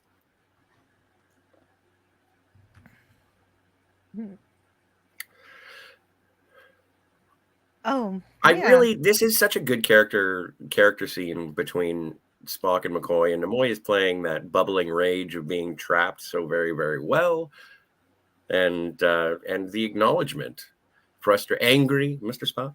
Well, what's funny too is where McCoy's sitting, they have a spotlight on him to highlight him because the wall behind him is red. They're using a red gel. But when he gets up and he walks towards Spock and they're talking, the spotlight turns off. Like right there, you see the spotlight on his face to highlight him. I do. You'll see after he gets up and starts talking to Spock, you'll notice the whole wall is red. There's no more spotlight. So they need more prisons like that, I guess. And this is a well-lit dungeon. Yes. And so McCoy is able to see past Spock's defenses, I suppose. And he says that he's more afraid of living than dying because Spock has chosen to be a Vulcan. He's chosen the Vulcan way instead of the human way. And so McCoy says that he's afraid that his human path might peak out. And Spock actually does reveal some emotion, but only to us. As he there's the spotlight's off. Mm-hmm. Well, and again, maybe the in-canon explanation is that it's a security issue. They got the spotlight on the prisoner to keep an eye on him. Unlike Kirk's shirt, which has no explanation. And the Star Trek 365 book has something on this. Most of the verbal darts that McCoy launched at Spock over Star Trek's 3-year run bounced off the Vulcan's seemingly impenetrable hide. But during an exchange in Bread and Circuses, one of those lacet sharp insults apparently hit its mark, and McCoy, as if detecting the scent of blood, green variety, in the air, quickly moves in for the kill. You know what? And what's interesting is some of this interaction here was truncated and removed from the syndicated version of Star Trek. Yeah, what a shame. This is one of the most incredible moments between them. Yeah. This is the only way you can see it complete, but apparently in syndication they cut it out for time. And it's an excellent scene between the two. It is. McCoy says, well, and this is sorry. Go ahead. I was just going to say, like, even though I am a person who enjoys Star Trek Beyond, and part of the reason why I enjoy it is with Carl Urban and Zachary Quinto playing McCoy and Spock, like, it's obviously lifting this sort of interaction from a good pair of actors who understand the characters. And I love Carl Urban, but like, this is better because it's not Spock. He doesn't even crack when he's doing it. And one of the things that I appreciated, you guys were talking earlier about watching it as a kid and then watching it today. And watching it today, when Spock turns to McCoy and says, "Really, Doctor?" after McCoy accuses Spock of not knowing what to do with an honest, pure, warm emotion. And he says, "Really, Doctor?" And then McCoy comes back and says, "Yeah, I'm worried about Jim too." And so that kind of, like, just one raise of an eyebrow and an inflection does more than Zachary Quinto busting a gut trying to be like, "No, I have emotions." Like, Nimoy is so awesome. Well, let me ask you a quick question about that, Scotty. It is okay, but before you do, I just want to say I agree completely. It is so much better that it is done with subtlety and that Spock is still able to control himself. Okay, yeah, you may go. Agreed. I agree. I just have a quick question, Scotty. If you like the performances of the people that played Spock and McCoy in the Beyond movies, did you like their performances playing the characters or their performances playing the actors? Because like Urban was obviously trying to act like DeForest Kelly. I do appreciate what you're saying, and I think that was probably a starting off point for Carl Urban to give as much reverence to DeForest Kelly. And so yes, it is more of an impersonation than a performance of the character, I think. That's what I thought. Yeah, but with Zachary Quinto, I do not care for his performance of Spock, or because he's not doing Nimoy. We'll agree on that because Urban is the only one I liked out about the whole entire movie, the whole series. Yeah, agreed. I like the guy who played Chekhov. I like the guy who played Chekhov. Yes, and the guy who played McCoy. Yeah, that was the only two I liked from those movies. That's because they tried to honor the previous performances. And so, what's funny is Yelchin had an actual Russian accent, but they said no, talk to like Walter Koenig. Yeah, that was ridiculous. I wish they would have let him use his real accent. But anyway, that's not the worst part of those movies. And just to give credit to Anton Yelchin, because Walter Koenig did provide a voiceover in the final episode of Picard season 3. he was interviewed, and he had fond recollections of sort of collaborating with Anton Yelchin to help that young man sort of carry the torch of the character of Pavel Chekhov. So yeah, rest in peace, dude. Yeah, Yep. rest in peace to Anton. That was tragic. Terrible way Yes. to go. A horrible way to die. And long An live AI Walter Koenig. car, wasn't it? Yeah, that's it. And No, he it was was a Jeep, Well, but yeah. but it's a Jeep, but getting killed by your own car. I mean, that's yeah. It was I call it it was murder. an error car that meant to needed do to be it. recalled. And he slowly suffered. It wasn't like it was quick. It pinned him where he couldn't breathe, and he Ugh. suffocated. Yeah, it was terrible. He was so young. It's just like any other kind of technology. If it's a benefit, it's not my problem. But And there no was programmer yeah. to this day has been brought to justice. Nobody cares when it's a robot. Was it a robot? I don't know. It was he just No, had it was it in just the a wrong Jeep. drive. It was Yeah, a he Jeep, was- and it he slipped just out had of it- it slipped out of park. It was a Mhm. defect with those Jeeps. They had that problem. You put them in park, and they would slip out of park. Oh, it wasn't actually Yeah, an and AI robot coming to life, because that's happened too. But that's Mhm. You ever Right. seen that anyway. Tom Selleck movie, Runaways? That's what happened. Yeah, with Gene Simmons. But what happened was they had a defect on those Jeeps where they would slip out of park and go into neutral, and it was downhill to where Yelton's gate was. So he put it in park, got out, went over to open the gate. Car slipped into neutral and just pinned him against the gate. Well, wall. the reason why that sticks with me is that because of that event, I always use the parking brake when I park my car, even if I'm not up a hill. Yeah, always use But the if I- handbrake.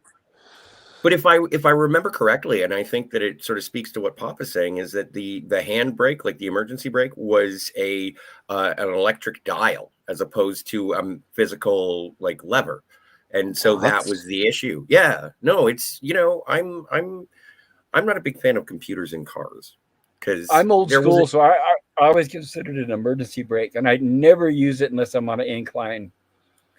Apparently, it's supposed to be good for your engine. So if you use the emergency brake, it saves the pin in the park, depending on the incline. Huh? Yeah, maybe it's a Interesting. cultural thing, but in England, you always handbrake neutral switcher off, and even if you're not, Yeah. handbrake parking switcher off. Just handbrake all the time. Handbrake, handbrake, handbrake. Well, because Sometimes, the only way I always if you're thought that speeding and the police are behind you, just dab the handbrake, and then they don't see that there's no lights coming. Apparently, all the handbrake does is that it just applies your rear brakes. But I always thought that I always laugh when people put the handbrake or the emergency brake when the car's on a level surface. I'm thinking, what are they thinking their transmission's going to give out?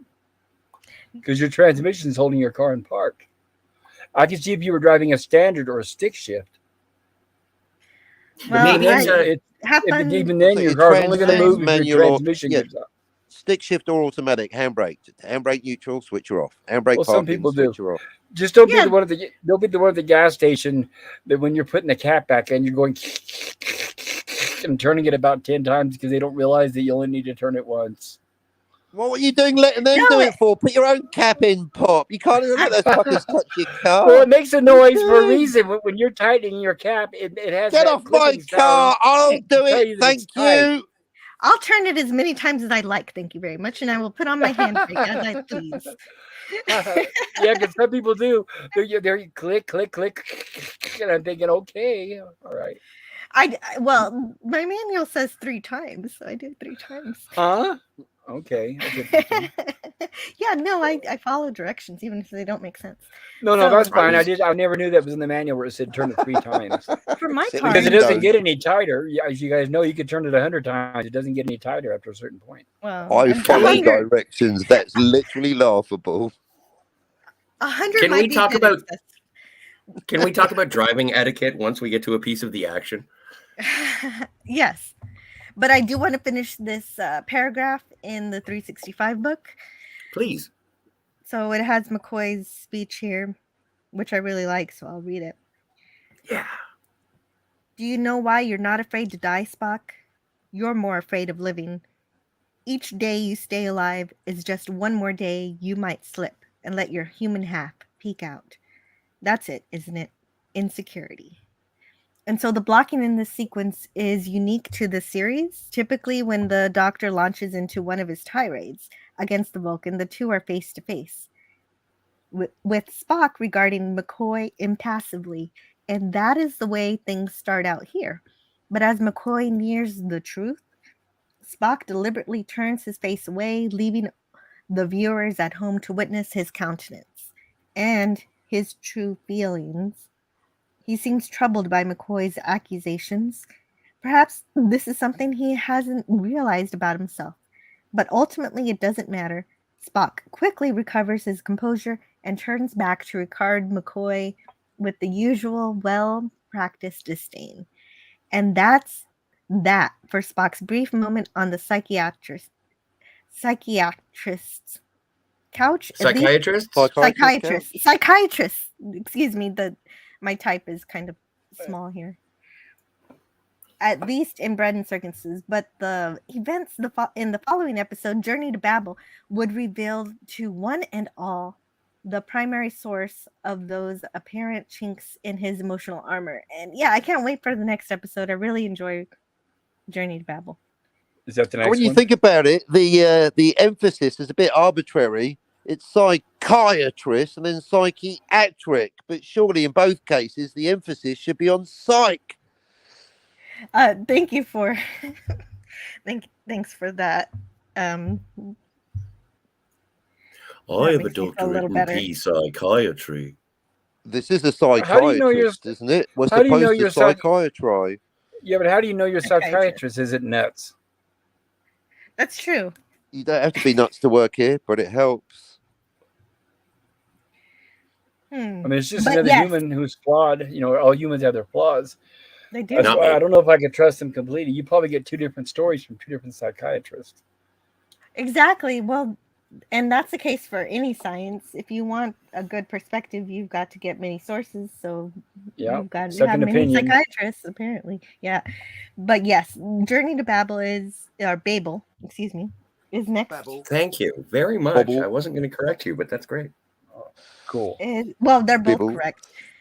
One is American, one is the rest of the world.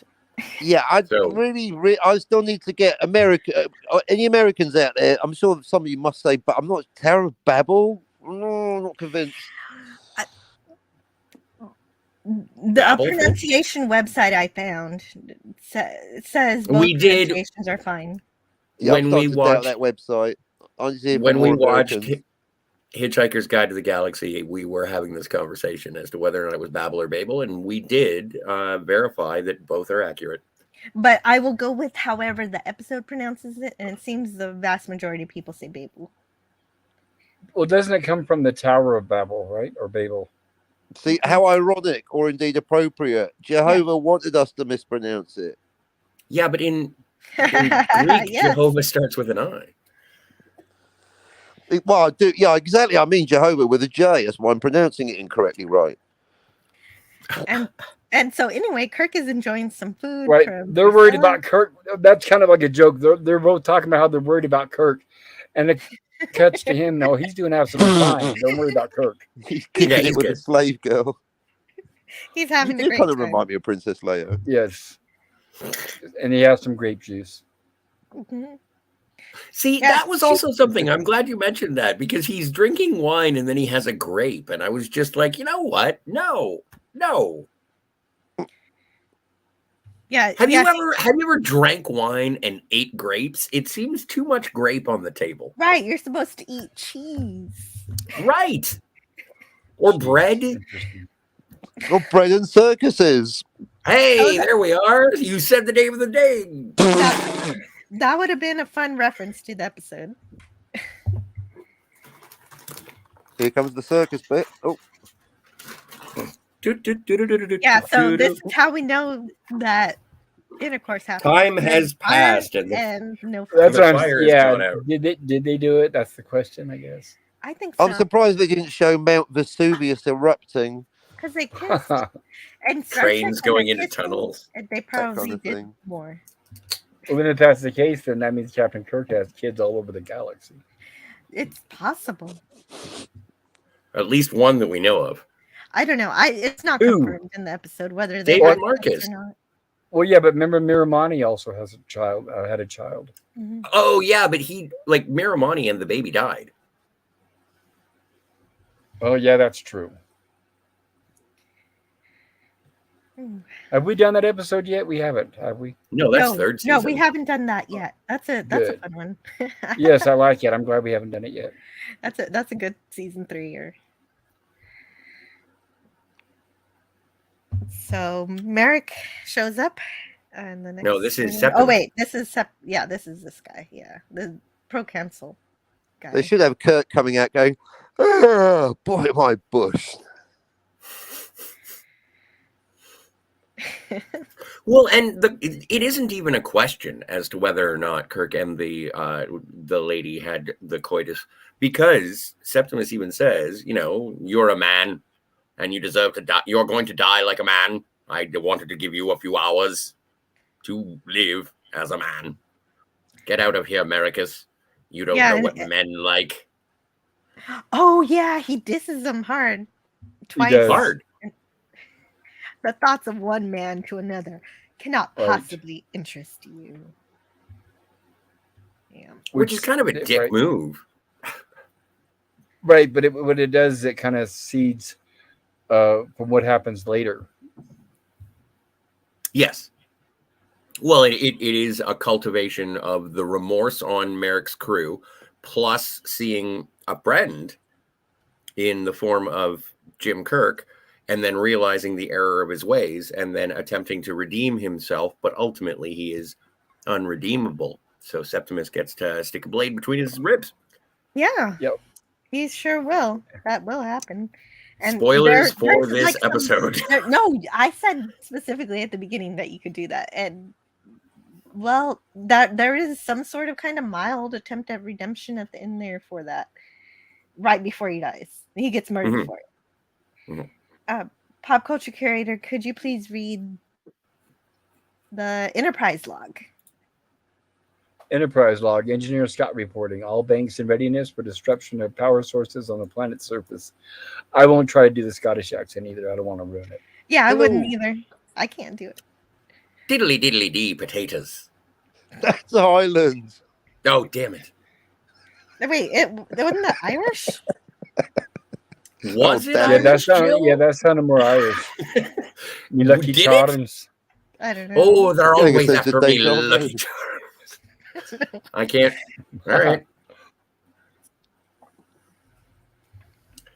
But Scotty, of course, he's going to take down the power, as Pop Culture said, as a way to help his right at the right time. Yes. Yeah, perfect timing. Yeah, Claudius. Stay tuned to this channel. A lot of excitement coming your way. Yep, exactly. And there's a bit of he's going to be executed by this guy. This guy looks familiar, but I really don't know. Speaking of familiar, those guards, when they turn around, now I'm getting my brains going. It's like Patton crossed with Spaceballs. Patton. George C. Scott on a very special episode of Star Trek. And so, of course, the power outage helps the crew. It helps Kirk escape to shoot down the door, and apparently that works to open it. Slaves, rebellion, armed warfare, power outages. It is like California. Yeah, all you need is an automatic weapon to take down a prison door. Oh, prison lock, yeah. I do enjoy that line as a double entendre when they're asking how he is, and he's like, well, they threw me a couple of curves. I don't have time to explain. Yes! Thank you for remembering that. That is hilarious. It was funny. I was wondering this is the point where I was wondering if I could share the bloopers.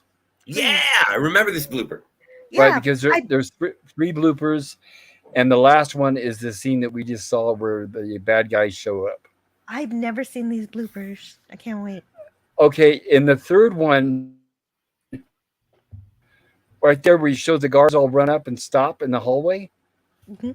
When I get to the third section of the blooper, I edited them. This scene right there, we see the guards running. You'll see the complete scene, and they're going to cut out right before the guard falls.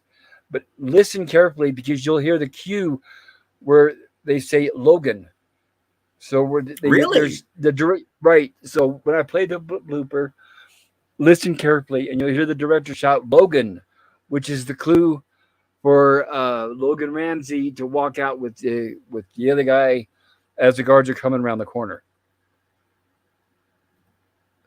Sweet. So That'll be great. Can't wait to see that. I'm pulling it up now. Give me just a moment. Mm-hmm. Oh man, look at the action, the adventure, the sword play, the helmets.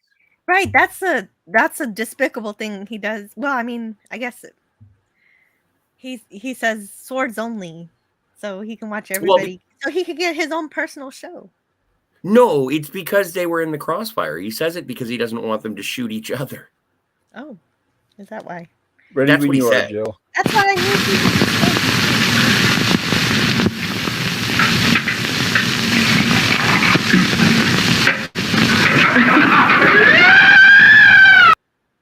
What was that? If they refuse to move out on cue, screw them. Favorite, please.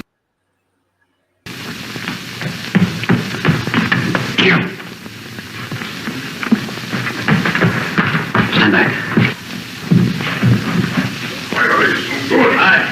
I don't know about you, but this is not the way it was. I want to know.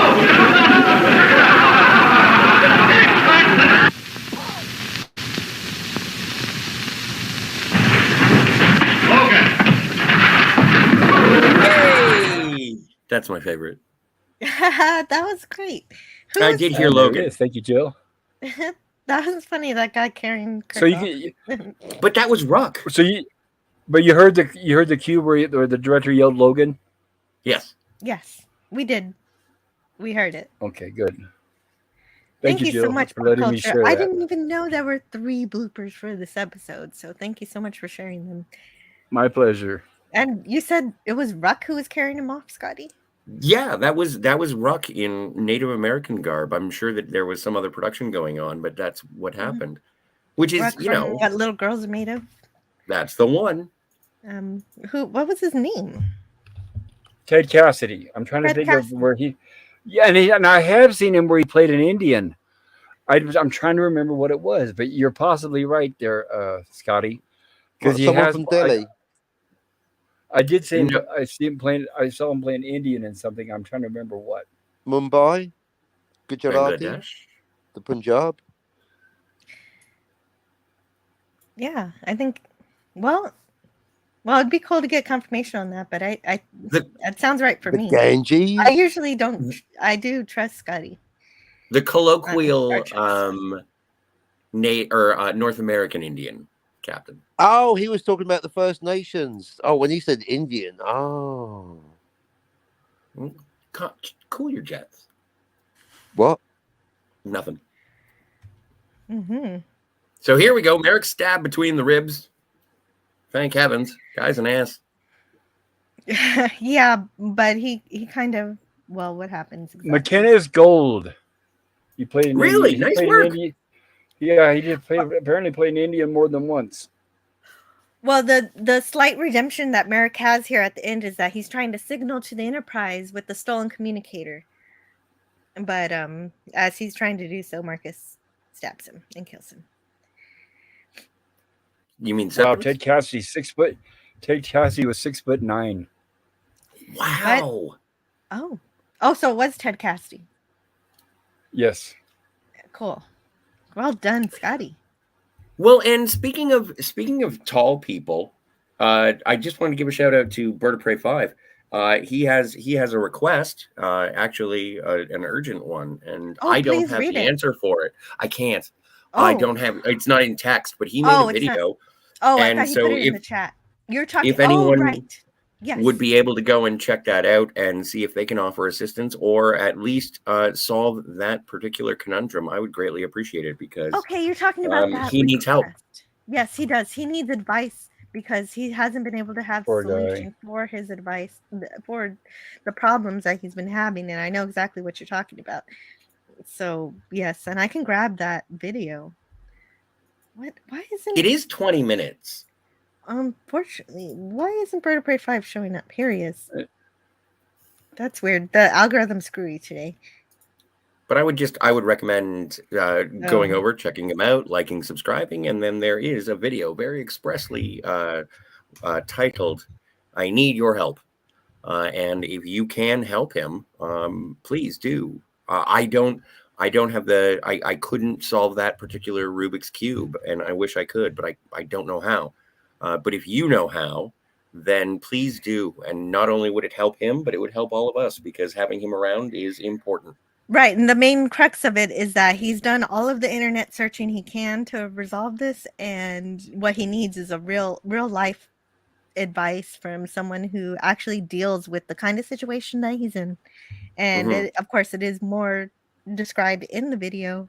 And if you can listen to it and you know somebody who might be an expert in this kind of thing, please get in touch with them. And on Twitter or YouTube MySpace. comments. Probably not MySpace. I took a shot. I missed. That's one of the new ones, isn't it? But thank you very much.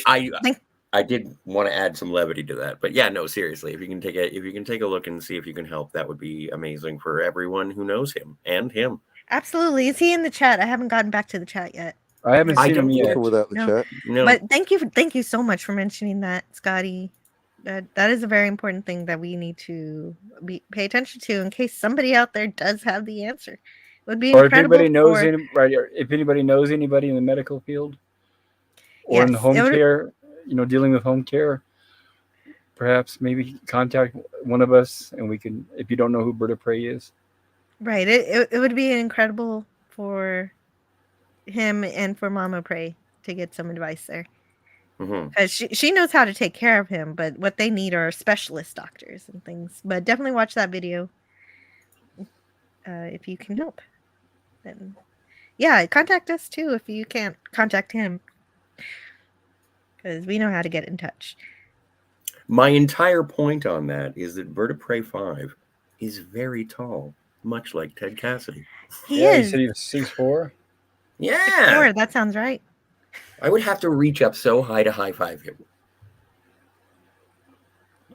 But I think that was very thoughtful, Scotty. Thank you so much for that interjection.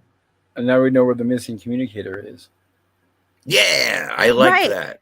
Merrick's last thing that he's able to do is he's able to toss the communicator for Captain Kirk. Right. Remember, Maximus said earlier that one of the communicators was missing, but he assumed it was that blonde woman that took it. But that's because I don't remember her name. Fortunately, they make it through before being murdered by all of these guns. Well, and I don't know in the original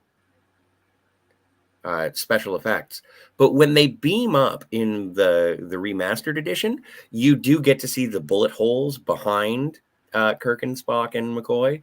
I don't know if they were there in the original. I don't know. I'm going to have to double check. I don't remember either. But it's a real cool thing about, the transporter, in terms of while they were in transport, the bullets passed through them. Yeah, I'm guessing the bullets probably were there in the original version, because if you watch that scene, it shows the angle from outside of the jail cell. They fire the guns. They stop firing. And then it cuts to the inside, and it shows them finishing beaming out. So the holes were already there. So it's not like as they were beaming, you can see the holes appear on the wall. Right. So I'm guessing it was probably in the original version, but I haven't seen the original version. I watched the remastered as well. Yeah, I should bring up the comparison. I didn't bring it up. A lot of it's just transition. Like, it's going to talk a lot about the moons. Like, it's going to be a lot of moon shots is what we're going to get. I was surprised that they didn't show, when Scotty caused a blackout on the planet, they didn't show the Enterprise physically doing anything from the exterior. Agreed. Like, like a phaser blast or something. I don't know. There's a rumor that Scotty had shares in Enron.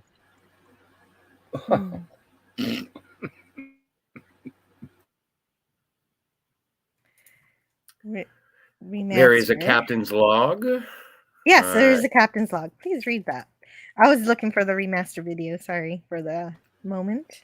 No, your apology accepted, Captain Nita. Captain's log, stardate 4041.7. Note, Commendation Engineering Officer Scott, despite enormous temptation and strong personal feelings, he disobeyed the prime directive.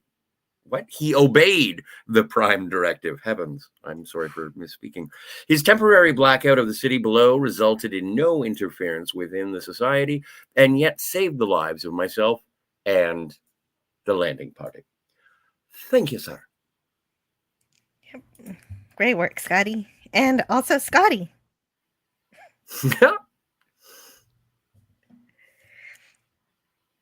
Let's see here. Who is that? The differences are compiled this particular? Oh, and this video was created by the Trekkie channel.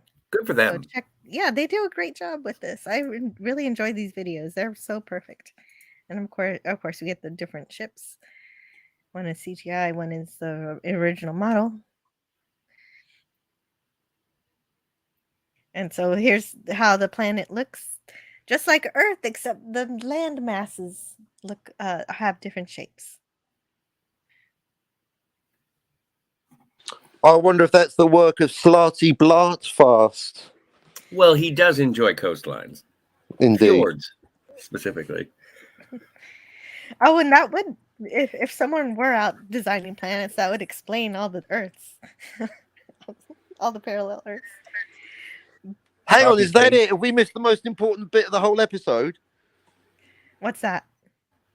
The miscommunication that Scotty alluded to. I mean, our Scotty, not their Scotty, at the start about the mispronunciation, the homonym about the sun god, son of God. There you go, yeah, that bit. Oh yeah, we're still going through the episode, but the remaster got discombobulated. Phew. Okay, as you were. Yeah. I'm not finished talking about the episode, but the remaster was brought up, so I wanted to go through the different remaster effects. I got all discombobulated. Sorry, I got triggered by the titles. It was a Pavlovian response. Is it over? You're cool, baby. You're cool. Ah, thank God. Yeah, we're getting there. We're getting to that point.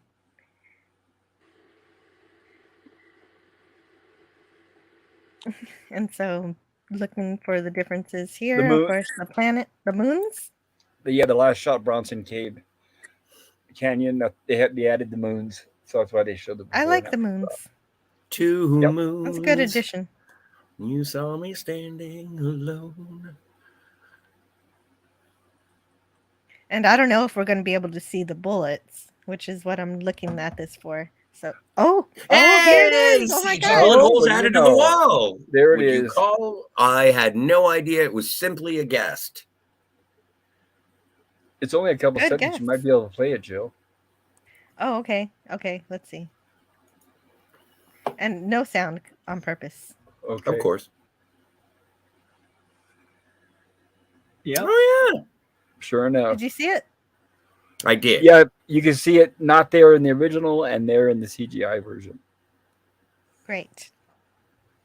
Yeah, I was curious about that, and I'm glad. Thank you for getting to the bottom of that mystery. I adore you. I will be right back. Okay. I was thinking, I didn't say anything earlier about the scene where they were getting ready to shoot each other, and then Maximus said, "No, use swords."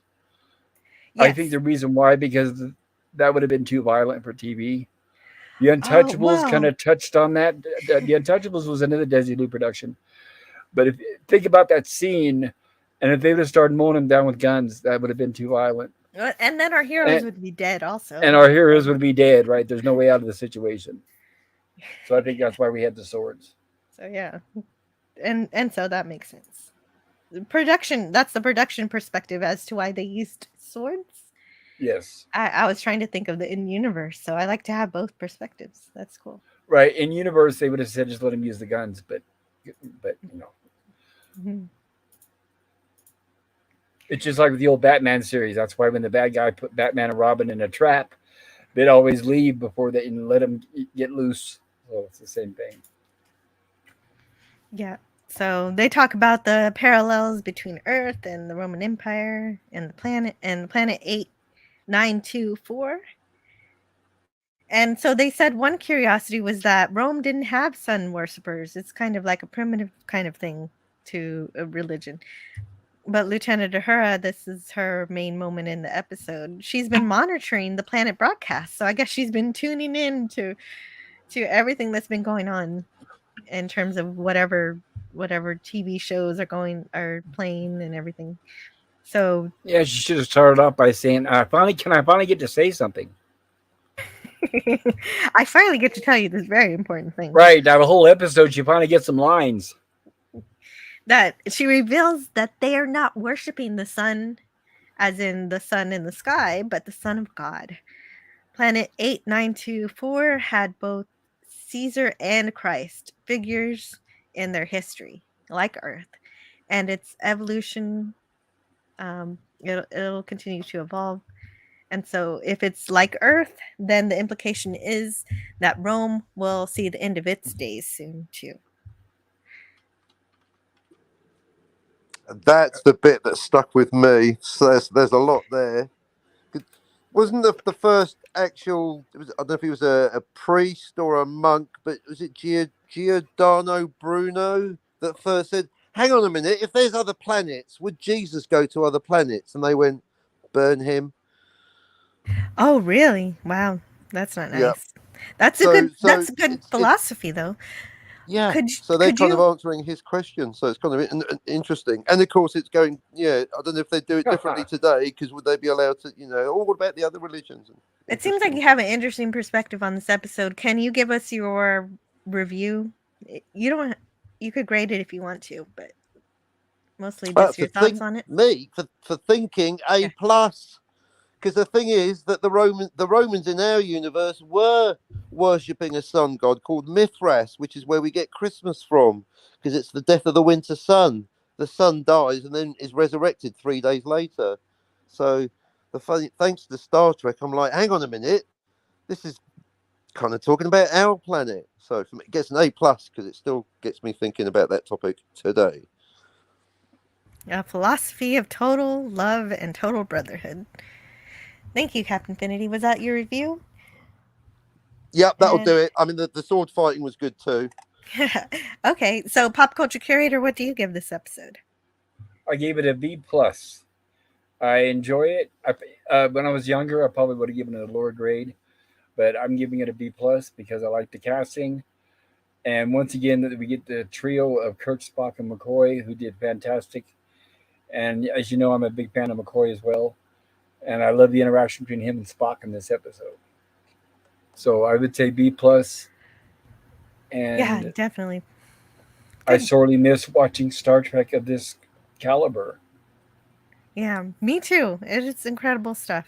And definitely thought-provoking. Makes me want to go read some literature, some ancient Roman satire by the juvenile guy. I want to see what he's about. And so they also had, William Smithers played Merrick. I like that, the juvenile guy, author of Beavisus and Buttheadus. Yeah. Well, if it's satire, it's got to be funny, but it since I'm not of that time, it might not be so funny to me. And Logan Ramsey played Claudius. Ian Wolfe played Septimus. Ian Wolfe is the one. Right, Ian Wolfe is the one that we'll get later on as Mr. Atos. Oh. Oh yeah, and thanks to pop culture, I found out that Bill Shatner was the inventor of the mobile phone. Well, he certainly wanted one. William He Bramley anticipated the need. Played a policeman, and Rhodes Reason played Flavius. Also, of course, we have the main cast, and the announcer was played by Bart Lowry. Jack Perkins played the Master of Games, and Max Klebin played Maximus. Oh, there was a Maximus. I am so sorry to edge a time. There was a Maximus in this episode. I was wrong. Willie Swodger. Drusilla, that was the lady's name. That's right. Yes, Drusilla was played by Lois Jewell. And yes, and of course, DC Fontana, Walter Jeffries. Love those guys. Did Jeffries work on TNG? Did Jeffries? I know that the Jeffries tubes I were say called the Jeffries did the Jeffries tubes in TNG in honor of Walter Jeffries, but I don't think he worked on it. I think How it was about William? Doug, How about I think it William? was Go Doug ahead. Drexler. How about William Ware Tice? You know, if he was worked on TNG. I don't know. I don't know of Costumes. yeah. When I think of the production who makes the ship stuff and everything on TNG, I think of Doug Drexler. And who Gotcha. else? Did I miss Jesus? Yes, you missed Jesus. Oh, but we're at the again? part- So I just wait another 2,000 years, He's supposed to be coming back, so I'll just or wait. indeed just wait till Christmas, depending on your point of view. But you didn't miss the review. Please give us your review for this episode. First things first, I think that this is the most clear and concise definition of the Prime Directive. It is amazing. And I think that if you would like to have a conversation about the Prime Directive, this is the episode you watch. It is important to canon, and it's also very important to the character of Dr. McCoy and his relationship to Spock. I adore this episode. People say, like, I don't remember this one. This is one of the ones that are vivid in my mind. I'm probably going to say because of machine guns and sword fights. Everything about this is dope. I think a lot of people misconstrue this episode as Kirk's ladies' man sort of persona when a slave girl is thrown at him. And there's obviously a fade to coitus. And this is adventure, but it's basically just landing party beams down, they get captured, and the landing party takes care of it. With a little assistance from Scotty. Okay, a little bit of a layup from Scotty. But oh yeah, no, well, I think the landing party takes care of it, but they wouldn't have survived without Scotty beaming them up. Agreed. That's why I had to sort of make sure that credit was given where credit was due. But this is an A+ episode for me. It's lore building. It also defines, there are spaceship pilots, of course, captains of merchant spacefaring vehicles, but then there are Starfleet captains. There is a distinction. There is a class structure that even Merrick himself is envious of. This is a world building episode with character defining moments. A+. We both A+, did we? Both agreed, Scotty. And, special appearance by Jesus. Yeah.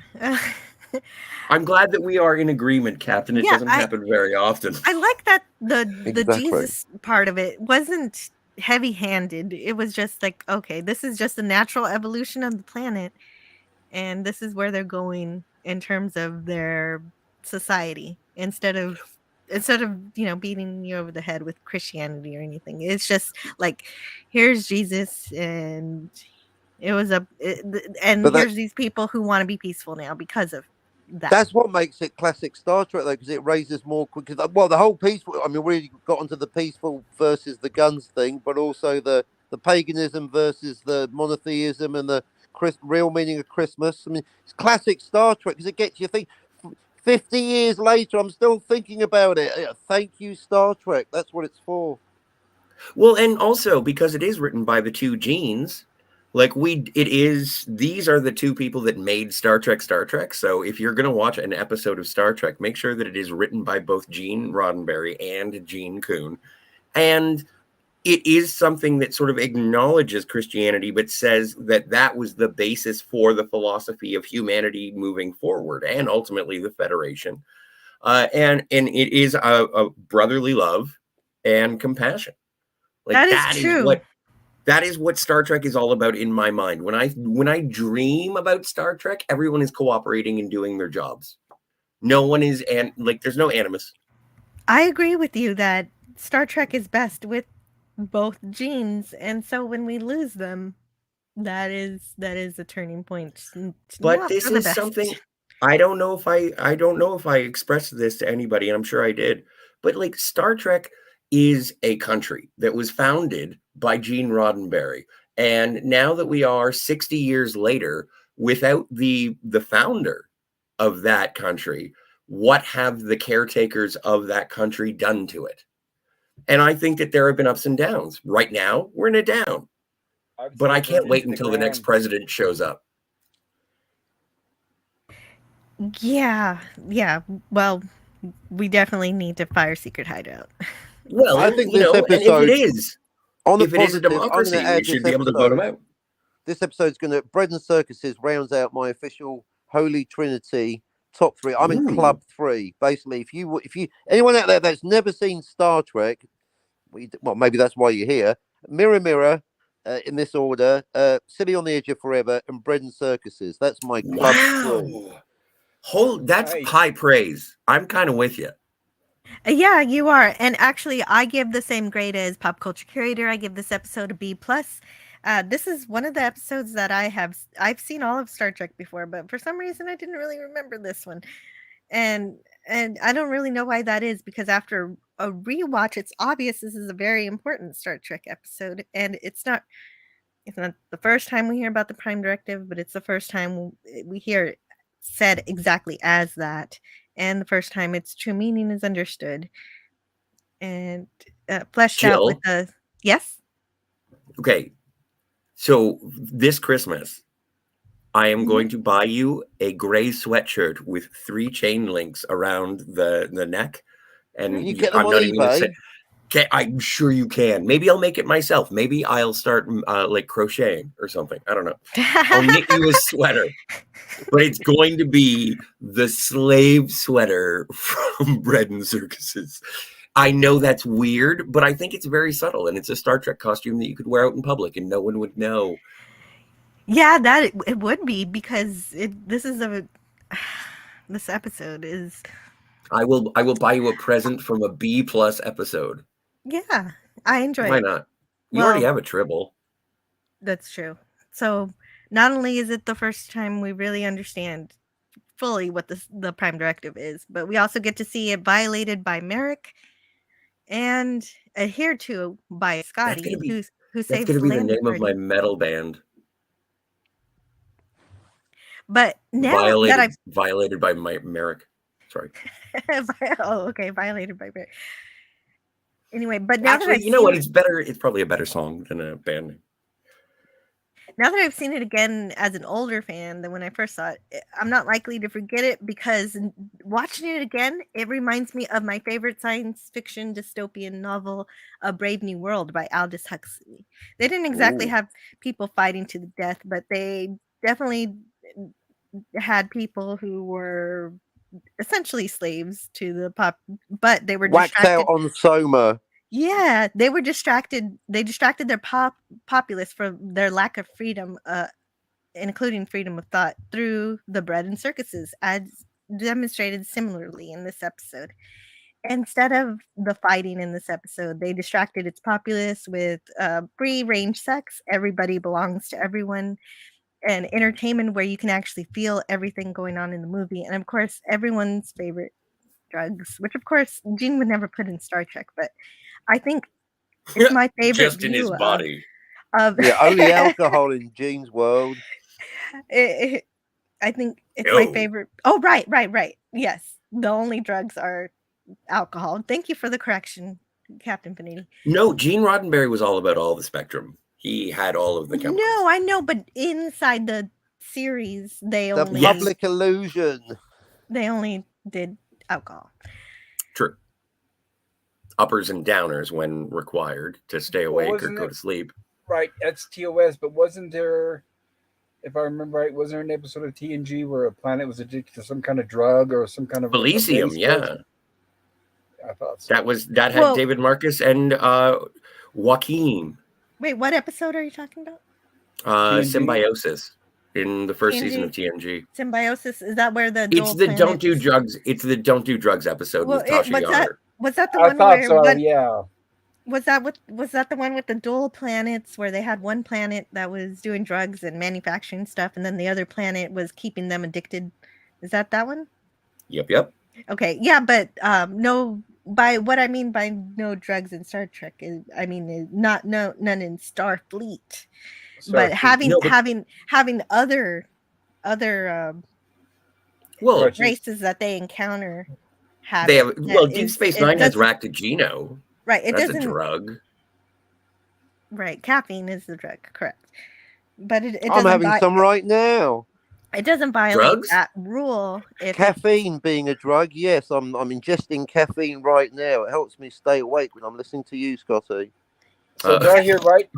Do I hear right, Scotty? So that episode from TNG had Metric Buttock and the guy who also played from Star Trek to the Wrath of Khan, right? Yes, I forget his name. Yeah, but yeah, he was in it. Well, because his name's not in the credits. That's the sad thing. I know. It would be right. We'd all know his name, but the fact that he was sidelined and didn't get the name in the credits, that really wasn't good for his career. I forget why. There's a specific story, and it's like something. It was just like an oversight. He was still negotiating. Yeah, he was still negotiating for the part when the credits were cast or made, or however they call it. He was negotiating his contract and how much he was going to get paid. So by the time they negotiated, it was too late. The credits were already made. Like, and the thing is just like the and the rest. He's not in the credits for the movie. So even if I go to IMDb, he's not going to be in the credits for the movie. I guess I could go to the episode of Star Trek: The Next Generation. Let's find out his name. As the rules of this channel dictate, question has been asked. Right. It must be answered. Okay. And while you do that, I'll finish my review. Oh, shit. Sorry, Jill. No, actually, I'm glad you guys interrupted me because I kind of go on and on about Brave New World because I really love that movie. But the main parallel is that they had those freed the runaway slaves who were trying to get away from this society and try to forge a new path, just like Bernard does in the Brave New World. And so that was the parallel there. And anyway, this episode only lightly touches on the discontent of the population because it's only 40 minutes compared to the longer novel. So, but maybe one day I'll do a retrospective of Brave New World because I really do love it. And it's a thing you've got to watch out for society when you're being censored in that way. Both in body and mind. Yeah, right. It's entertainment is great and I love it. It's why I'm here on YouTube. But if your thoughts are being censored, the thought police is around, then watch out for that.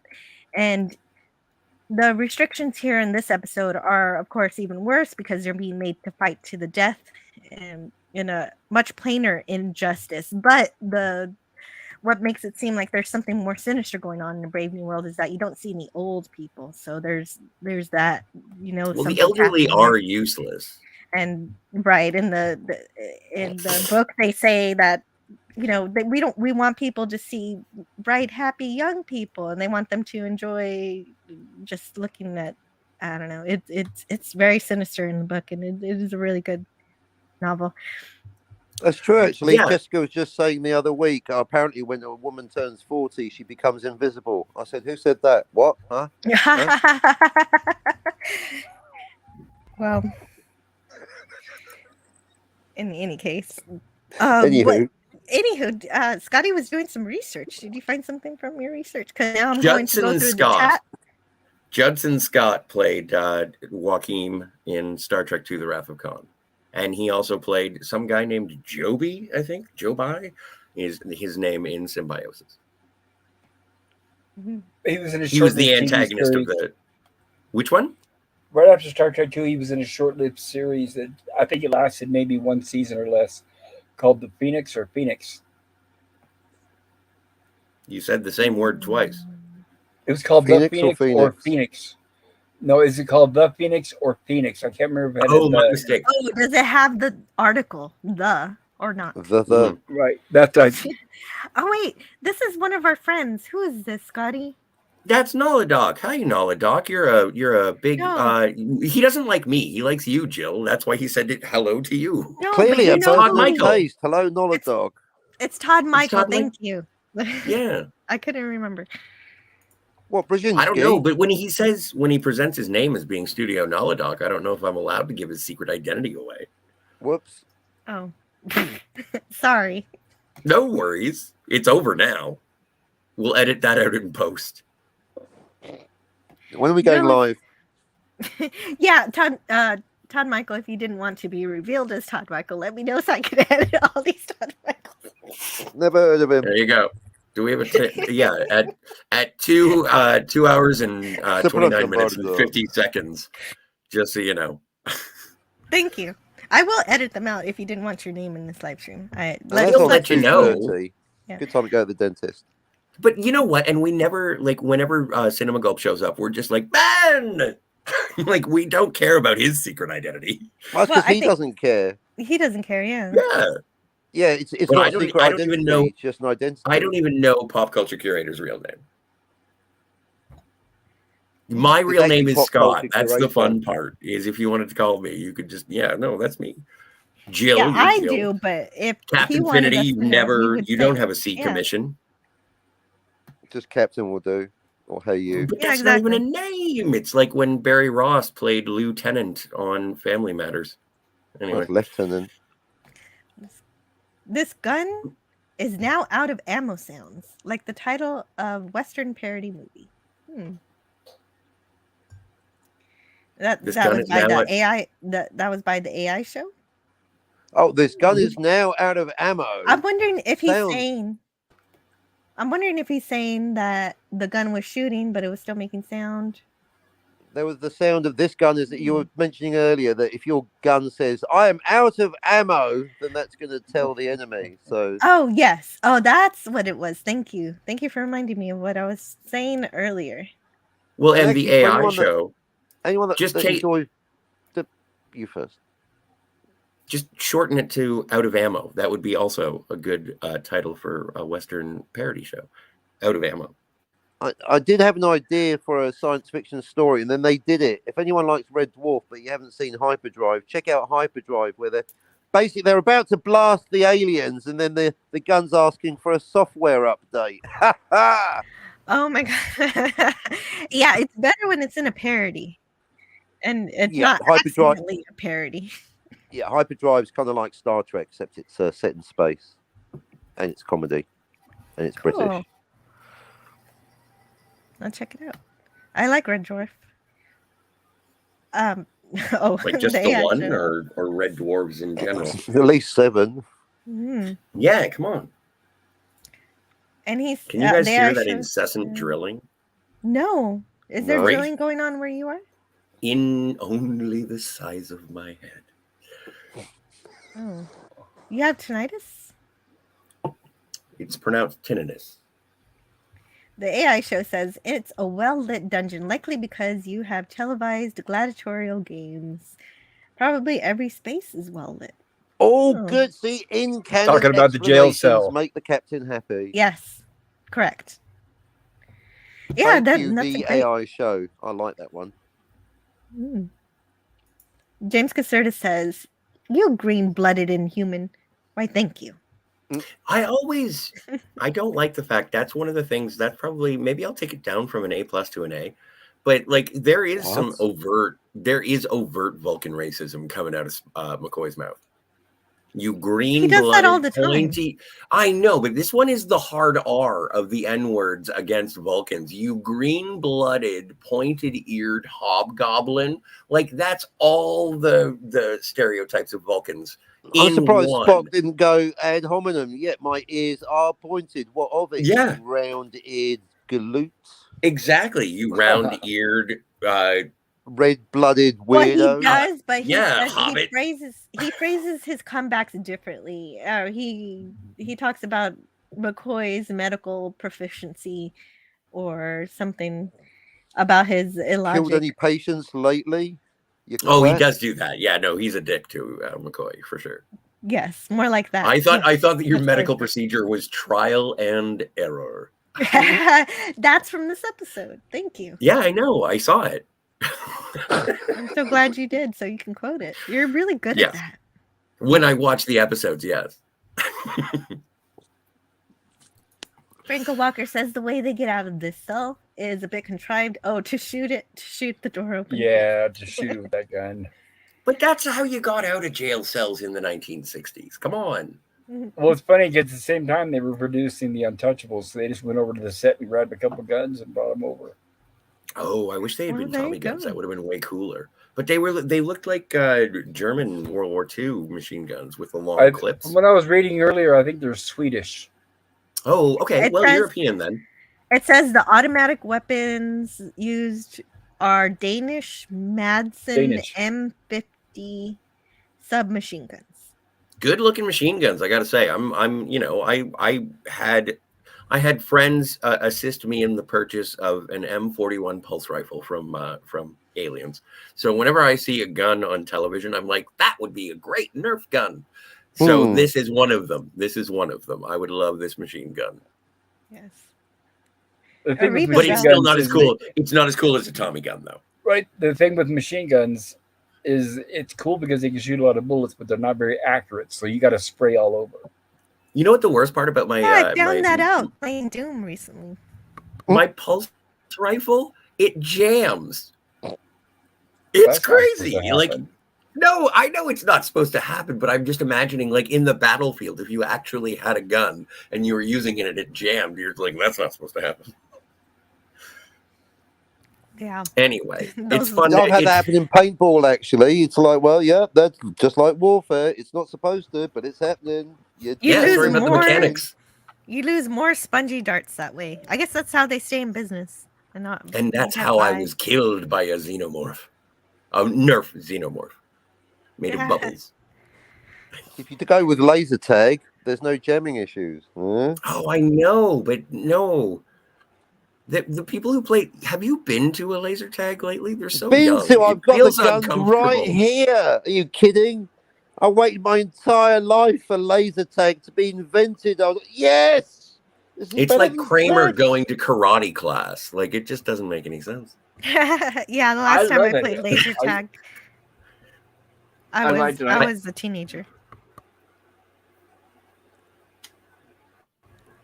Oh, you enjoy laser tag pop culture?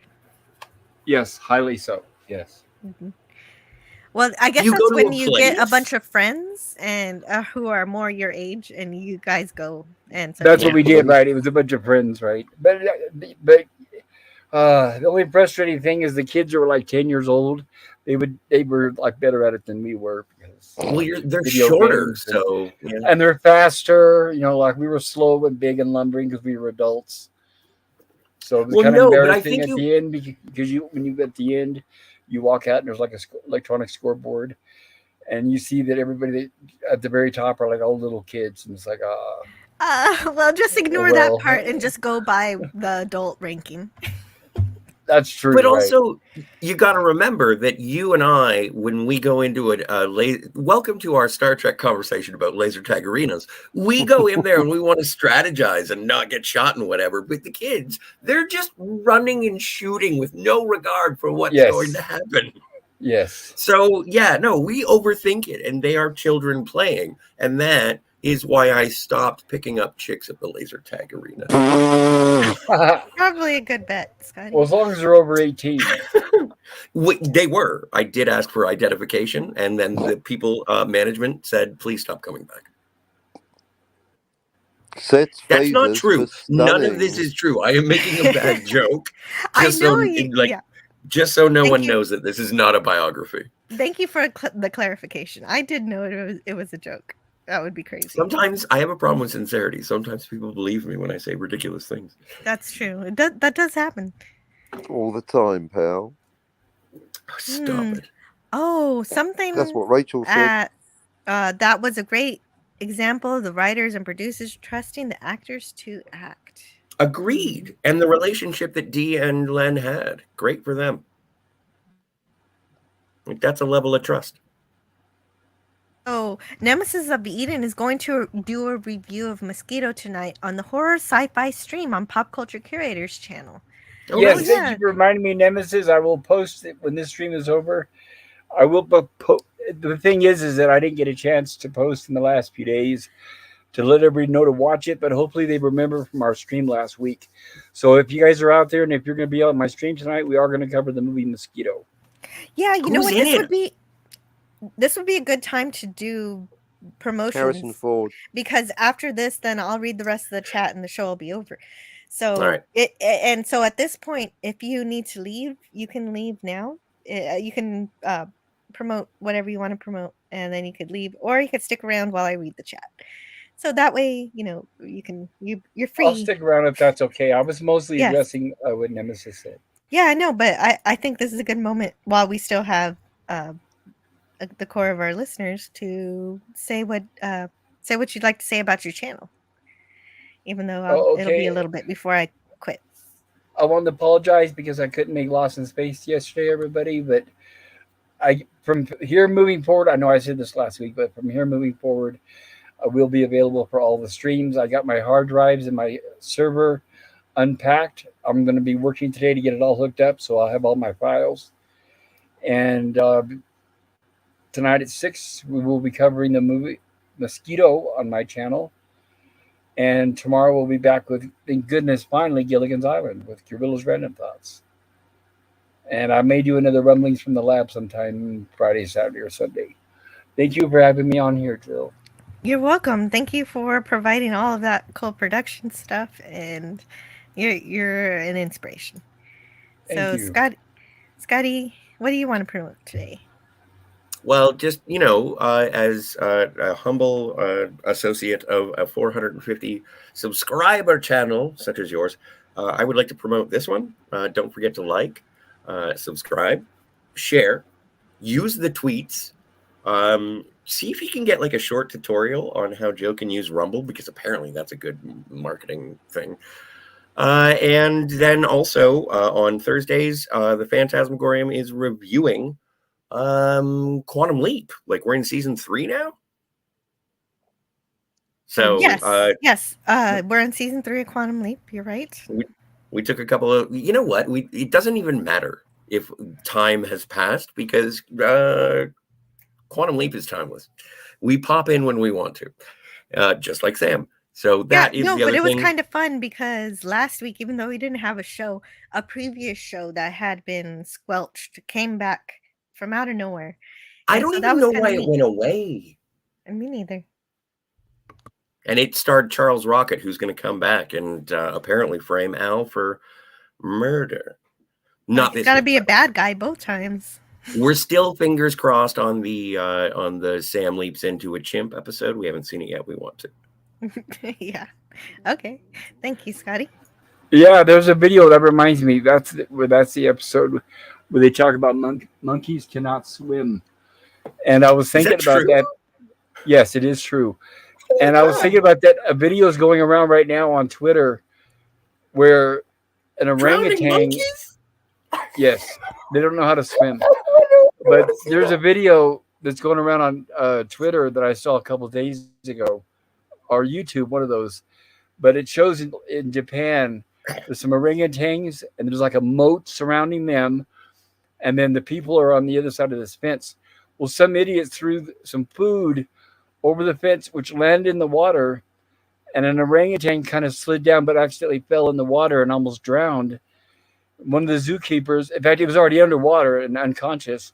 One of the zookeepers jumped over the fence, pulled it out, and gave it mouth-to-mouth resuscitation. And holy wow, that's dedication! It's a fantastic video. You guys should check it out. It's interesting. I want to. It shows the orangutan struggling, and then goes under.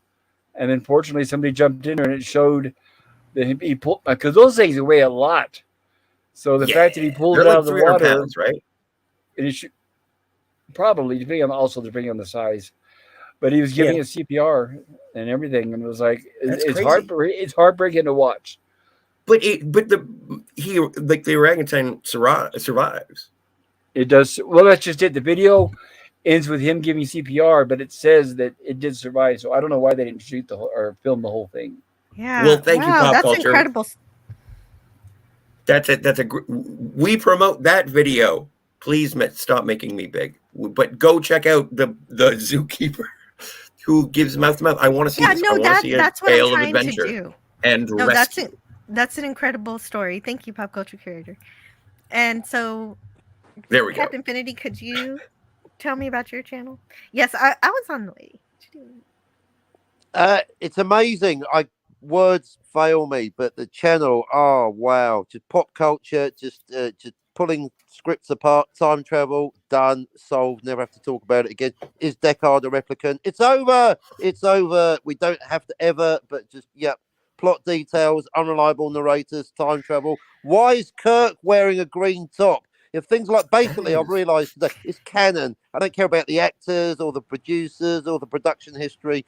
When I'm watching Star Trek, like anything else, it's a documentary. If that's your mindset, check out me, Captain Infinity, on an amazing 5-year mission to absolutely analyse every single thing about everything you've ever watched until there's nothing left. All right, back to you, Jill. Hey, that's a great promo for your channel. Well done. And Thanks, I was so making also, up as I went along. it was a perfect description. I also forgot to show the poll. Let's show the poll, and then I'll end it here. Well, I'm right here. I'm in the poll, not the video, not the stream. Let's see. Here it is. Here's the poll. So, whoa, that's a big variation. We've got 55% giving it the A range, 26% the B range, 13% in the C range, and 6% in the D to F range. And that's where Gorilla says, "Don't blame the F on me." Okay, no, but I'm asking. I'm not accusing anyone. I'm just saying who gave it an F.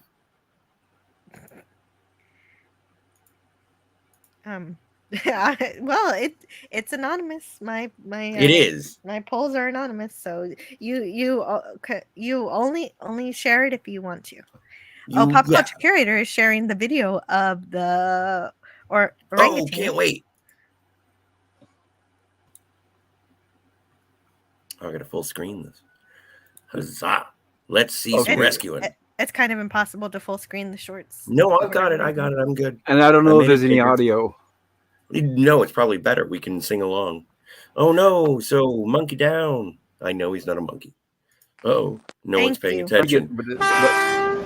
Oh, it's over. Well, it's cutting off the bottom of the screen. Here we go. It was cutting off the bottom of the screen. It'll play. All right. So yeah, okay. Oh, monkey down. Look at people are just walking by. They don't even see it. And the other one thinks about going in there to help it. Mm-hmm. But no, I hate. That's why I don't like these YouTube shorts. I can't. There it is. That's where the zookeeper jumps in. Yeah, but if you go to YouTube, you'd be able to find like orangutan rescue instead of drowning. This is YouTube, right? This is I know, but this is a short. You can go to the Sun, YouTube probably page. It's probably, there he is, where he grabs them, and see the orangutans are already unconscious at this point. Oh my! Oh yeah, the regular videos are better because there's a little button to full screen, and you don't have that here. Yeah, what else? Hang on. What do you got? What are you doing? All right, so you're lifting. You're being a zookeeper. Ah, you're right, and it only showed part of it. Bear with me here, guys. Oh, please. This should be it's a year ago. No, I don't want shorts. Why does it? So he did the full CPR. You know, I wish I could play the piano. It's heartbreaking, and you can see the orangutan gasping for air as he's doing that. But I'm trying to see why I can get this to play not in vertical video format. Yeah, go. Also, please go ahead and mute it. Yeah, if you do play. No. I don't actually think it was going to be Adele. It just sounded like it was that, in the arms. It's that music. Thank you for letting me share that. Oh, I'm looking forward. That was great. Yes, Franco Walker gave that orangutan rescue. This week on Simian Rescue. Oh, I would watch that. Next week, giving a mandrill the Heimlich maneuver. Oh my God, mandrills are my favorite simians. Damn. They're born with makeup. It's not Maybelline if it's a mandrill. Maybe she's a mandrill. Maybe it's Maybelline. Maybe it's Maybelline. So sorry, guys. We entertain each other. Gone all purple. Sean Carter says that he's okay with Quinto's portrayal. He says, I never had the feeling that he was trying to insult the character or impersonate Nimoy. It's definitely a difficult task to avoid that. The material was garbage, though. Yes, we I'm have kind of with you on agreed. that. I definitely agree with you Well, on the last I statement. thought he was too feminine. Really? Well, it goes back to canon. It's canonically a different Spock, so it's a different person anyway. Might as well give him some different inflections and a mustache. I just found he was easier to, like, when you think about the creation of the character of Spock as influenced by Leonard Nimoy, like, one of the things is, like, the Vulcan neck pinch was conceived under the idea that Spock is reserved and tries hard to be reserved all the time. He wasn't going to hit someone with the butt of his Like a phaser. cowboy. Right, over the head. And he wanted to do the neck pinch. It's like, we're alien. I'm an alien. I can do whatever I want. I can anything. Let's explore that. And I think that instead of making Spock half human who is trying to conceal that humanity, I feel like Quinto's Spock just sort of succumbed to his humanity, which made it feel like a weaker character. Yeah, and screaming and punching people. It's like, oh. Yeah, like on the frickin' bridge. So it's not like in privacy in his quarters or nothing. He's just going apeshit all over the place. And it I basically didn't like happens in every movie. But and once again, blame J.J. Jar Jar Binks, whatever his name was, and the writer, the director, and everyone else down the line. So, but I do like, there are parts I enjoy 2009 just for the excitement factor, and I enjoy 2000. I like Beyond because it feels like the closest that I've ever seen to an original series episode made on a ridiculous budget. Well, yeah, I think that's what Simon Pegg was going for, wasn't it? He wanted more like an episode. And I trust Simon Pegg. I do trust Simon Pegg. He co-wrote the movie. It's not directed. It is produced by JJ, but that's basically him shoveling money into the production. And I think that Beyond deserves a second chance. And that's why the Scotty character got so much screen time in that movie. Of course. But I like Simon Pegg. What do you think about that little sidekick? I always hated that little irritating thing, that alien He's or whatever. Barely in Beyond, yo. Yeah, but it still just had the trope of the bad guy who's just getting revenge again. Again. But it was Idris Elba. Idris Elba is a dynamic actor. By the way, sorry, but they didn't even show him. Yeah, they did at the end. Oh, at the very end. But also, it's like, I think Idris Elba being Krull in Beyond is like, it's a long history. Getting like Eric Bana as Nero, getting Christopher Lloyd as Kruge, getting like great actors. Christopher Lloyd, it was a great Klingon. Guest stars in a Star Trek. Like, I watch Star Trek for the guest stars, and so when Idris Elba shows up in a Star Trek, happy day. I know, like, but I don't like Into Darkness, but when I get to watch a Star Trek that has Benedict Cumberbatch, I'm okay with that. It just got to where they were just trying to do Wrath of Khan over and over and over and over until instead of telling. I agree. Exactly. I agree wholeheartedly. Also, I wanted to say hello to Big Daddy MRI. Hey, Big Daddy. Yeah, even though you stopped by a little bit earlier, about an hour ago. Good to see you, Big Daddy. Hail, Big Daddy. Oh, and this was back when we were talking about the brakes in our cars and everything because of Anton, and he says, I got a freaking button e-brake. I hate the thing. I always forget it. I like the old style hand lever. You know what? I'm gonna look when I have to get my next car. I'm gonna make sure I got a manual, and I like smashing my foot down on it. Mine's on the floorboard, right? Handbrake's it's a deal breaker, yo. Mm-hmm. A great character is someone we all knew. Yeah. Says James Caserta. Wasn't Hannibal Lecter a psychiatrist? Says Reba Bell. Well, there you go. Pop culture curator. Yeah, I mean, I'm not surprised. Was he a psychiatrist or a psychologist or a psychoanalyst? Or a psychotherapist? Just another freak show, American Psycho.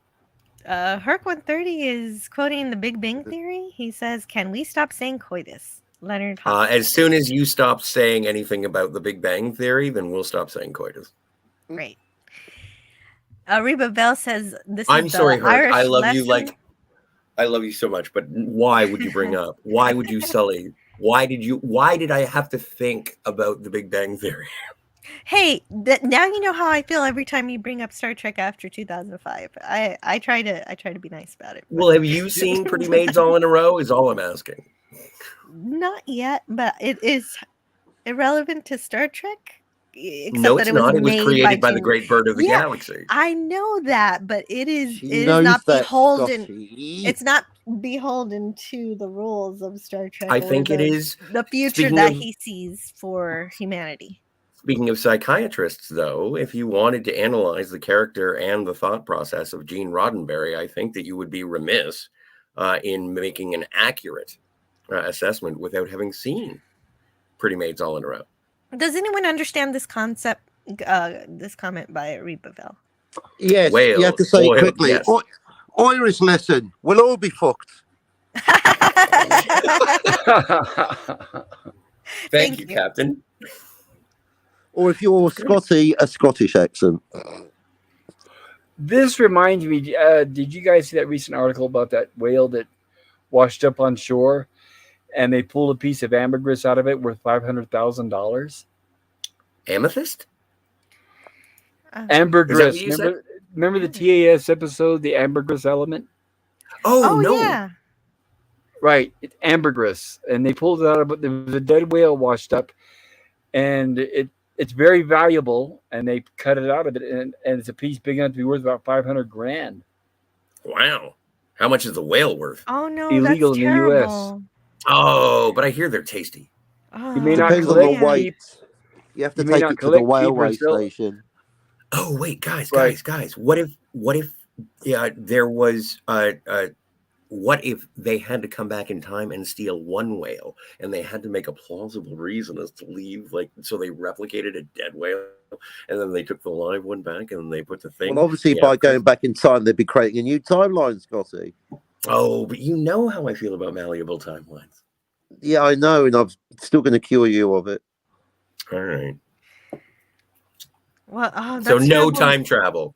It's terrible news about the whales. They're still being killed for I thought we saved no good them. reason. Awful. Frankel Walker and the AI show says if they refuse to move on cue, screw them. Coming soon. Yeah. Star Trek Caligula.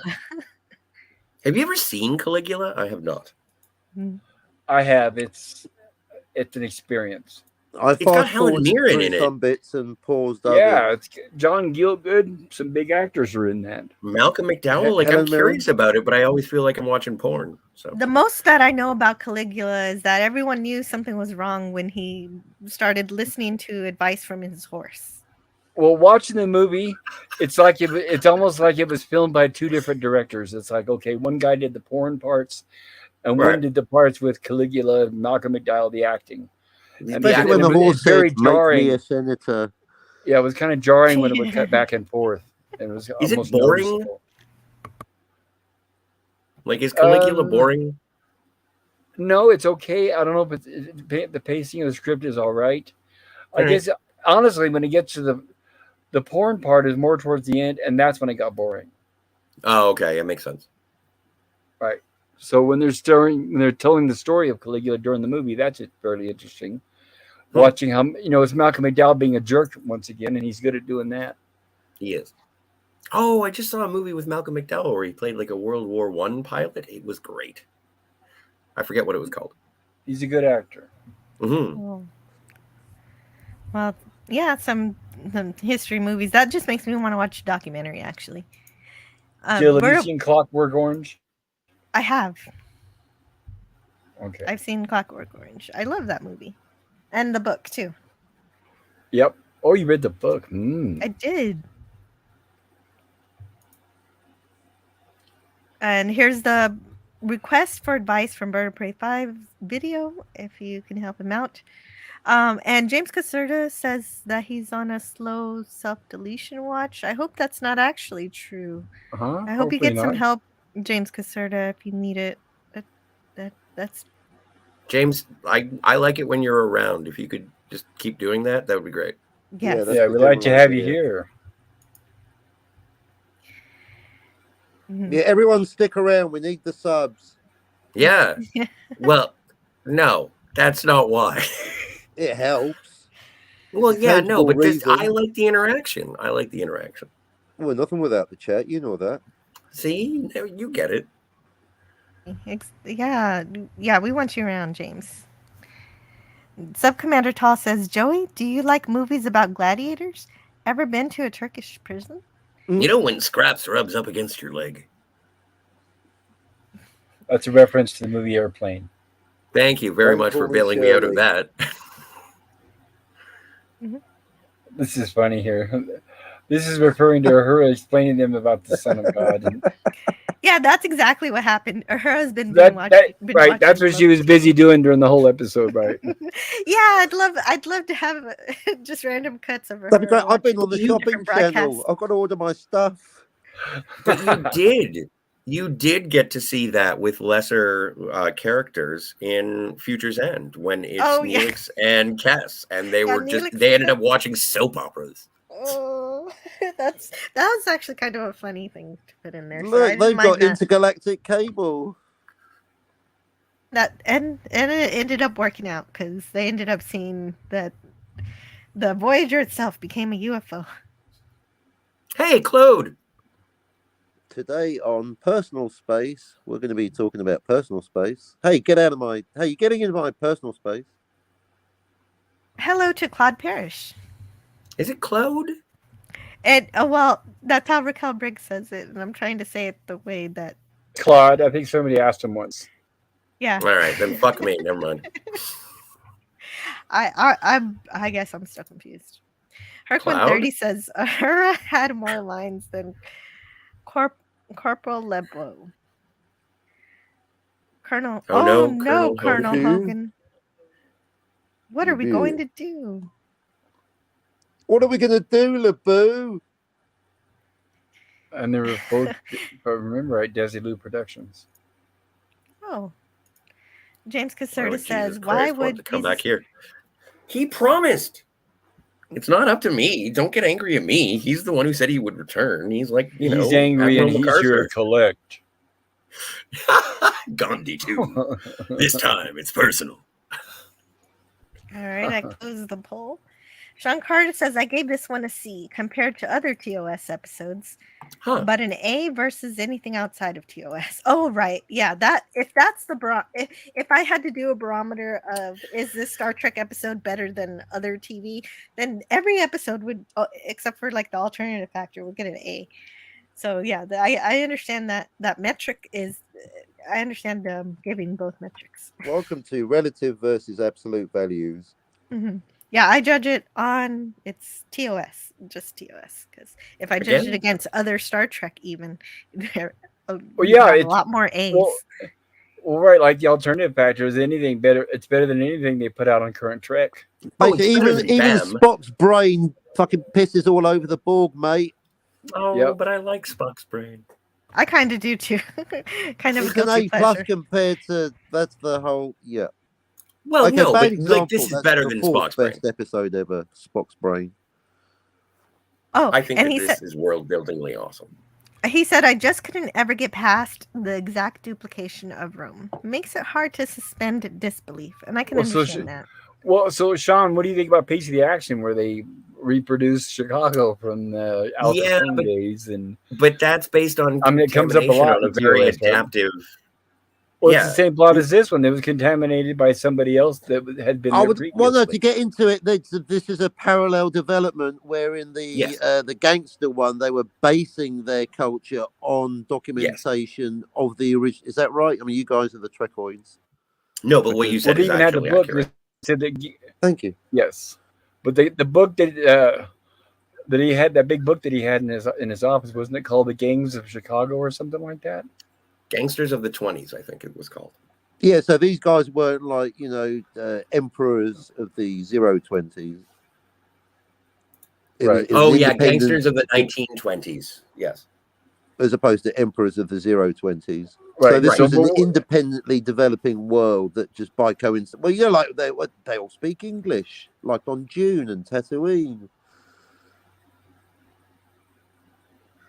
You guys mind if I go have a smoke? No, we don't mind. I've got a What few you more smoking? chats, and Jill, we can. did wrap you up already the show. did you already show the poll results, Jill? Did I miss that? I did. Okay. We had 54% in the A range, 25 in the B range, 12 in the C, and 6% in the D to F range. Okay, not bad. Yeah, it's pretty good. It was a varying episode, varying degrees of enjoyment out of this one. And Herc 130 says, "Can we please stop? Can we please quit saying coitus?" But now he's quoting himself. Now he's saying it. Coitus. I like the way Scotty says the coitus. Well, yeah, Scotty will use words. James Caserta says Merrick is the real hero. Well, in the last 3 seconds, he is. He finally. Didn't he say 3 to beam up? Yeah, he said 3 to beam up, and then he throws the communicator towards. So he knew. Crew. That's what I was going to say. So that he knew he was going to die. That's why he said 3 and not 4. Oh man, that's a good point. He didn't include himself. Neat. Yeah, that is a good point. He knew it was a sacrifice. Cam says, "This is a very good episode of Trek for me. I gave it an A." Nice, excellent. Herc 130 says, "Phantom Boomer and I have talked about doing a pop culture curator style on HH like Hogan's Heroes. Hogan's Heroes, like he does to Gilligan's Island." I love Hogan's, and that's a great idea, but I think we talked about this a couple of weeks ago. Is it available on streaming so that people in the chat can all watch it ahead of time and as you review the episodes? It is a great show. It's always winner on Hogan's Heroes. I do like the format. I have not seen Hogan's Heroes yet. Imagine a comedy that's based in a German concentration camp. I don't think that would fly. I thought it was a prisoner of war camp. Oh, well, yes, a prisoner of war camp. Yes, and that's taking it to. I mean, a comedy in either. That's the next level of comedy. I mean, that's been done too. But yeah. But it doesn't sound funny. But the show is is funny. I know, but it is actually very funny. Mm-hmm. The acting, the characters, and what's interesting is the people who play the Germans in it were all Jews who actually were in concentration camps. Oh, no kidding! Who survived World War II. Yeah, the stars of half of the show were actual Jews that had been in concentration camps. They even had the stamps on their arms with the numbers. And so that's their moment to really make fun of them. Well, I know you don't know the character, but like the guy who plays Schultz, John Banner, he was in a concentration camp. And he's the funniest guy on the show. Wow. Interesting. James Caserta says Omega Glory was also a very important one. And not for obvious reasons. Yeah, we will get to that one for sure. Definitely fun to read the Constitution on Star Trek.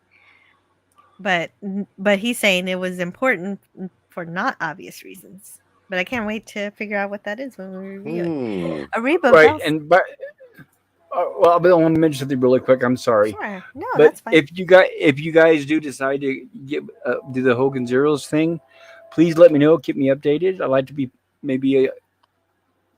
I want to attend. So please let me know if you guys do start some kind of Hogan's Heroes stream. Mm-hmm. I could do 60 shows all day long.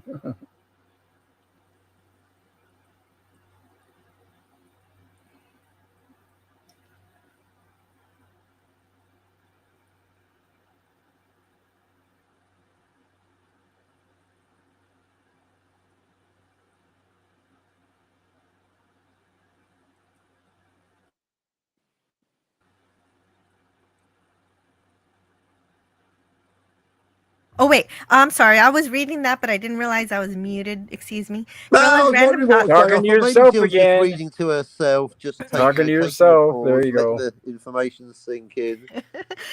Gorilla's random thought says, "You called Brave New World a good movie? I didn't say it was a good movie. I said it was my favorite science fiction dystopian Yeah, there's a thing novel." called books.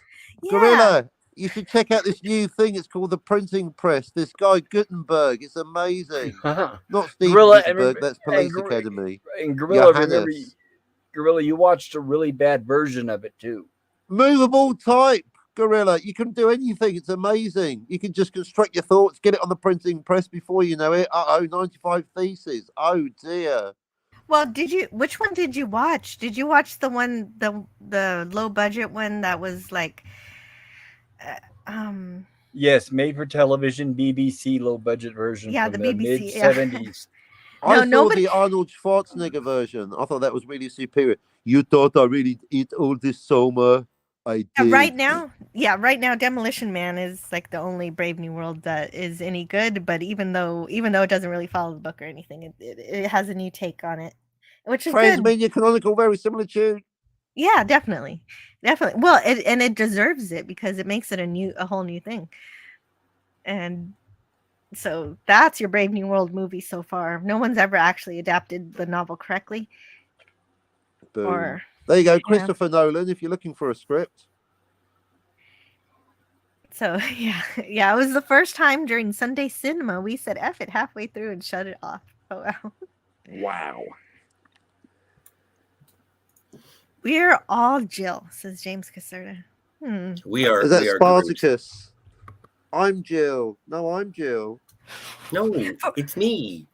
I'm Jill. For a Great time, timing. I accidentally was anti-derivative Spartacus for a while because I accidentally changed my name too many times while I was multitasking, so I didn't notice the notification that said, "If you change your name again, then you're going to be stuck with this name for 2 weeks." This was good. I can't believe I listened to the whole show, says Dillard Draws. Well, we're glad you did, Dillard. Yeah, me too. Did you get my buckler reference earlier? Oh, you did a buckler reference. Yeah, they had small shields, which indeed, so technically in this show, they were indeed, I think, using the buckler. Oh, I've got to read the buckler. Jim says... Available on Fund My Comic. Available where? Fund My Comic. Fund My Comic. Is that go a there website? and buy the buckler. Make it #1 again. Like fundmycomic.com? I believe so. Oh, okay. Oh, okay. That's where you can find it. Okay, so there's See lots the buckler of go comics on crazy. here. Puts Let me Dominica in a find- fridge. It's mad. Where's the search ability on this website? I know. Dillard, anyone? Get Luke on the phone. Just type in the buckler and hyperviolence. It will take you straight to Fund My Comic. I don't know. Well, Dillard, I'm gonna give you a wrench if you want to post your comic stuff. Go ahead and promote whatever. I'll add you moderator. Standard. Boom. There you go. Yay. Because I don't know where the search button is on this thing. Smegheads unite. Smeek. Smeek. Smeek. Yeah, that's why. That's why I relate to all of the robots in some form or fashion. I also avoid cursing usually, but sometimes I get it. Reba Bell says M16s were famous for jamming a lot, if I remember correctly. That is true. That is true. I was in the military. I was a good shot, but a lot of people died because of M16s jamming, unfortunately. Yeah, ironically, didn't they say no history. need to clean with the M16? Well, that was, I guess, because they don't. Yeah, it wasn't good, and it was all because of money. But they became famous during Vietnam, and the military just kept them for a long time. I don't know if they still use them or not. Hopefully, I It think was it's so getting funny. replaced. Well, there's newer versions. I think it's the M4 now. Oh, that's a whole new thing. Yeah, or it's a new I- exciting gun Cam technology. says that M4 and pistols jam on him. It is not fun. it's fun shooting them, when though. I'll tell you that. when I was in Nam, the first night we landed, we were in Ho Chi Minh City. You may know it as Saigon, and we got to the hotel, which is very nice. Had the best shower I've ever seen in my entire life. Wow, the Vietnamese know their showers. And I was watching a documentary on the only channel that I could understand how to use the remote control for, because the instructions, oddly enough, were in Vietnamese. So I'm watching the history of machine guns, and I realized the censorship in that country, because eventually it started off with like the Tommy gun, and it was talking about World War II guns like it weren't no thing. But for 10 minutes, as they were covering the history of the M16, it was just, this channel is unavailable. Wow. They censored out everything about the Vietnam War, or as they call it, the American War. The American War. Hey, Scotty, Right. side question. Did you wake up, go straight to the window, look out the window and go, Saigon? Shit. I did not. I wish I Scotty, did. go back. But I didn't go back to Nam. I already did one go tour. back. I was there for a month. I was fine. I'm Gotta done. complete the tour, Scotty. I don't have to do anything. I can do whatever I want. Mom, yeah, I have to go to bed at 9 o'clock now, Scotty. But you know what? I bet he did say good morning. I did say good morning to Vietnam. You know what? The weirdest thing is because I was wearing Blundstone boots. Those are the boots that got me through Australia, and I was wearing them in Vietnam. And I could get a shoe shine every day. There are so many shoe shine boys. Literally, I did not meet a shoe shine girl, but everyone is chasing you around for like $1 to shine your boots. It's great. And I did. Oh, so it's like Vegas. Do they have shoe shine people in Vegas? Yeah, I was in a. I Well, went they to do a in Star New I thought you Jersey, were, go get you were your shine joking, box. Jill. No, I'm not joking. I was in a hotel in Las Vegas for the Star Trek convention, the 50th, and they had shoe shine people, and the more enterprising ones would wear Spock ears. Oh, nice. Surprising. Spock. Now, Jill, you've encountered shoe shine people. Did you have a shoe shine girl? I did not see a girl. Now, Did you and sign your shoes? No, I didn't. I didn't have any shoes. You never that did? How required much were they shiny. charging? No, How I'm much were sure they it was a charging? reasonable price, but I didn't. I Okay. didn't do it. Can you imagine if actually- Joe Pesci showed up? Come on, $10. Possibly my husband did. I don't remember. But no, and the thing is, and here's my question, is which do you appreciate more, shoe shine people or squeegee people? Like you have a car. Which one do you want cleaned Shoe-shine. more? Yeah, I like shoe shine better. Squeegee people are annoyances, and some of them are violent. You guys have seen where they're actually attacking people when they don't give them money. So Yeah, might have they start cleaning before asking you if you even want their service. yes, Well, I'm And then already they having an expect- internal dialogue because if you could swap that, basically anyone, any pushy salespeople. I mean, I like coffee, but I don't want someone coming into my face going, "Have a coffee right now." I'll tell you when I want a coffee. right. Yeah, exactly. I like in Vegas they weren't chasing you down, but they were. They would Well, they stay in sort their of- vicinity. They do. They get up. call shoe Mhm. shine. Can I give you a shoe shine? Yes, No. exactly. All They right, do I you're done. call out. despise proactive selling of any stripe, even if it's something I'm interested in. But calling out Showing- is just an advertisement. Yeah. But yeah, showing up exactly. with like I a resent half. all forms of advertising. Exactly, because I like to decide what to buy. That's freedom. Advertising's communism, if you think about it. Fuck, I've just had that real life. Advertising's communism. It's telling you what to buy. Wow, That's not- capitalism is freedom. Advertising is communism. Oh, I'm going to mute myself for a minute. Please write this down. Don't Hmm. lose the thought. It seems important. It seems important. I'm not sure if I agree, but that's Certainly worthy of debate, which makes it it's even worth- more interesting. You said you were muting yourself. I was so happy for I you. am. I'm not here. You carry on without me. Yeah, and also subscribe to Pop Culture Curator. Make sure you hit the bell. Check out his stream tonight. Thank Yes. you. James, you're welcome. James Caserta says in New York you're allowed to kill one mailman in a year a year if you think they are a vampire. Do not take this information as advice from James Caserta. I do not condone the killing but of the thing mailmen. is, yeah, but mailmen are What is the always joke here? Well, I first thing, I think it's a ridiculous law that sounds awesome, and I adhere to this, James Caserta. But the problem is that I Wait. only ever see mailmen during the day, so they Are you kidding obviously me? Is this can't a be. real law? This can't be a In, real law. It's a I joke. don't even care. But the thing is that if you see a mailman in the daylight, or mail person, letter carrier, whatever you want to call them, like in the daylight, they're obviously not vampires. Like they can't be. And I have to say that when I got out of the Air Force, I tried that as a career, and I sympathize with them. It is Vampire? very, very hard. No, mail carrier. Oh, okay. My mistake. And I sympathize with them. They're definitely unappreciated, and it's very difficult, hard work, especially if you're walking. I was in California, so those vans and things, little cars and trucks, you see them drive, no AC, and it would be like well over 100 degrees, and then you have to walk. You park it, and you're walking most of the day out there in the sun. And now these days they're getting robbed and attacked all the time. It just seems like I really feel sorry for them. Yeah, Franco Walker yeah, says, it's a very. I appreciate their work. Franco Walker's taking off.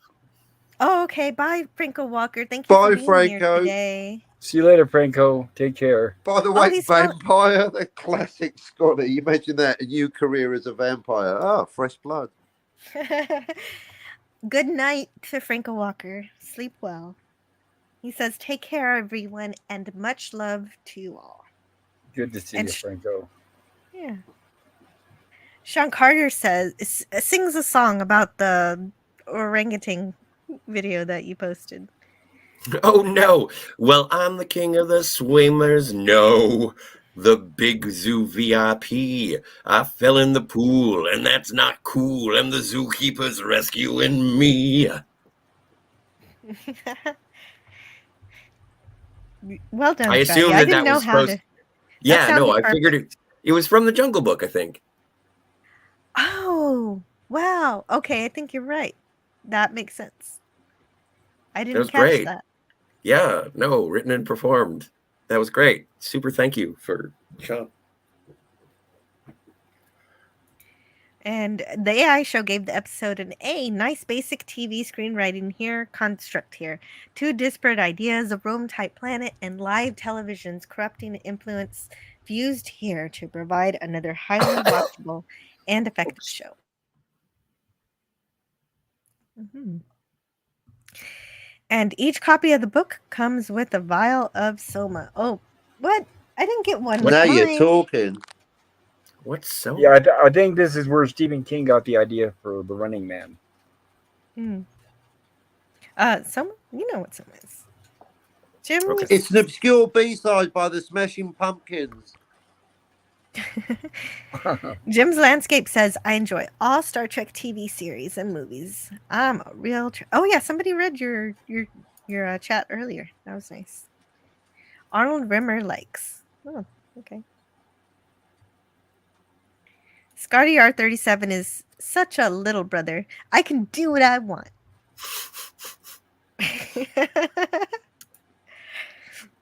Girl is. You know what? It's funny because I just watched E.T. again for I think about the 5th time in my life, and I was so happy I cried. But yeah, no, I would be Elliot and you would be Mike.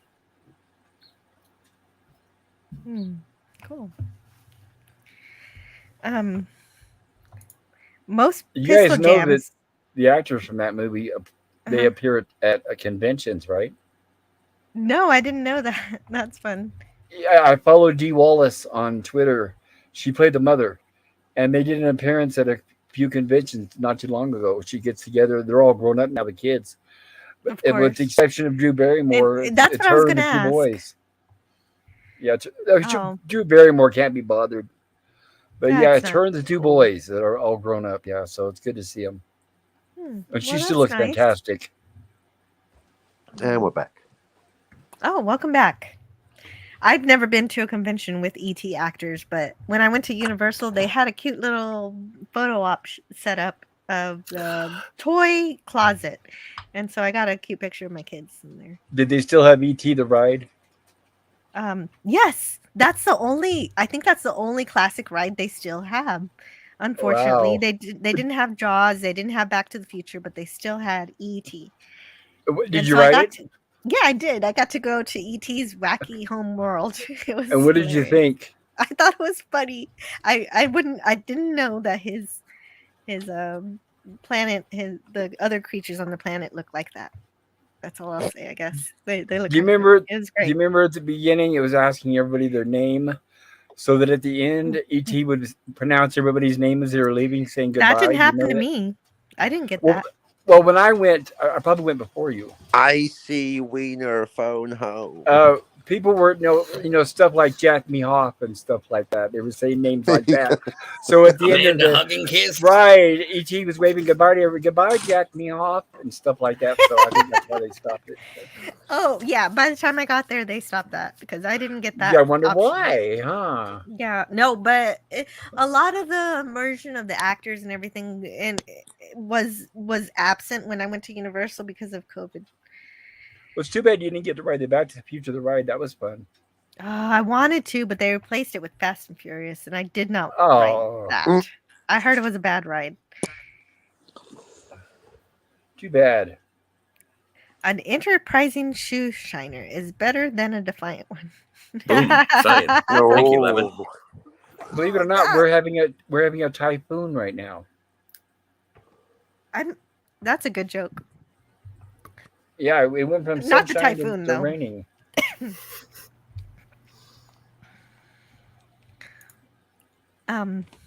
Ever meet those people who stand in the doorway blabbing but can't stand to leave?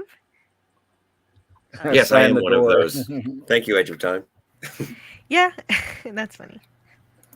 Advertising is capitalism, and capitalism is requiring people to buy stuff. Thus, advertising and capitalism tell people what to buy. No, see, I I disagree. need water. I gotta be right back. Okay. I really, because that's really, it's a difference, not really. But then again, we go on. No, because that's the whole thing. I mean, I was born on the wrong side of the Berlin Wall, so I buy into the whole thing of capitalism is freedom, which itself is debate, but it's freedom of choice. But advertising isn't freedom, is it? It's some cunt bashing you over the head going, buy this. And I'm like, no, I want to buy this. I even think, have you ever been in a shop where the assistant's trying to tell you what to buy? I'm like, what? I'm in a shop. It's my choice. I didn't ask for your. Do you ever get that? You're taking away your choice. I resent advertising. I resent product displays in shops. Stop telling me what to buy. I'm going to go in the darkest corner and I can. Where's the shit that you're hiding? That's what I want. Give me the good stuff. If necessity is the mother of invention, then advertising is the mother of want. If you want to hear more about this topic, please definitely subscribe and hit the bell icon for Captain Finity. I'm sure that he's going to be discussing this further. But as for me, I would love to actually continue this, but I do have to go because I've got to go. I want to pick up my Jill. daughter. I want to do a show about Mad Men. Because I really like John Hamm. Well, at least that doesn't have malleable timelines. I mean, I don't know. I'll consider after Quantum Leap. After Quantum Leap. Okay. It does have malleable timelines. Mega Crocker says this is a family show, Captain. No, I don't mean. I would love to talk about this topic, but I can't because I have to go. Will you please leave? Well, yeah, that's my plan. We're gonna close it up here, and I'm going to leave you off with the trailer for Journey to Babel. Wait. Can I do one thing first? Sure. Babel. I've grown weary of discussion and argument. Thank you. And so everybody have a wonderful Tuesday and the rest of your week. And we'll see you guys on Friday where I'll have a UFO episode. And I'm hoping there'll be a UFO. Bye, everybody. Bye, everybody. Bye. Cheers. Captain's log, stardate 3842.3. The Enterprise has been assigned to transport ambassadors of Federation planets to this vitally important council. Mr. Spock, we'll leave orbit in 2 hours. Would you care to beam down and visit your parents? Ambassador Sarek and his wife are my parents. We favor admission. You favor? Why? You call us thieves?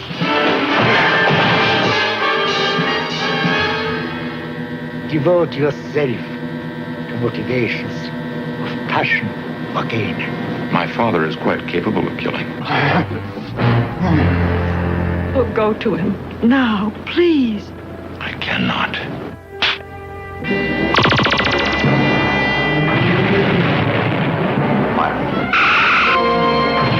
Doctor, his heart stopped.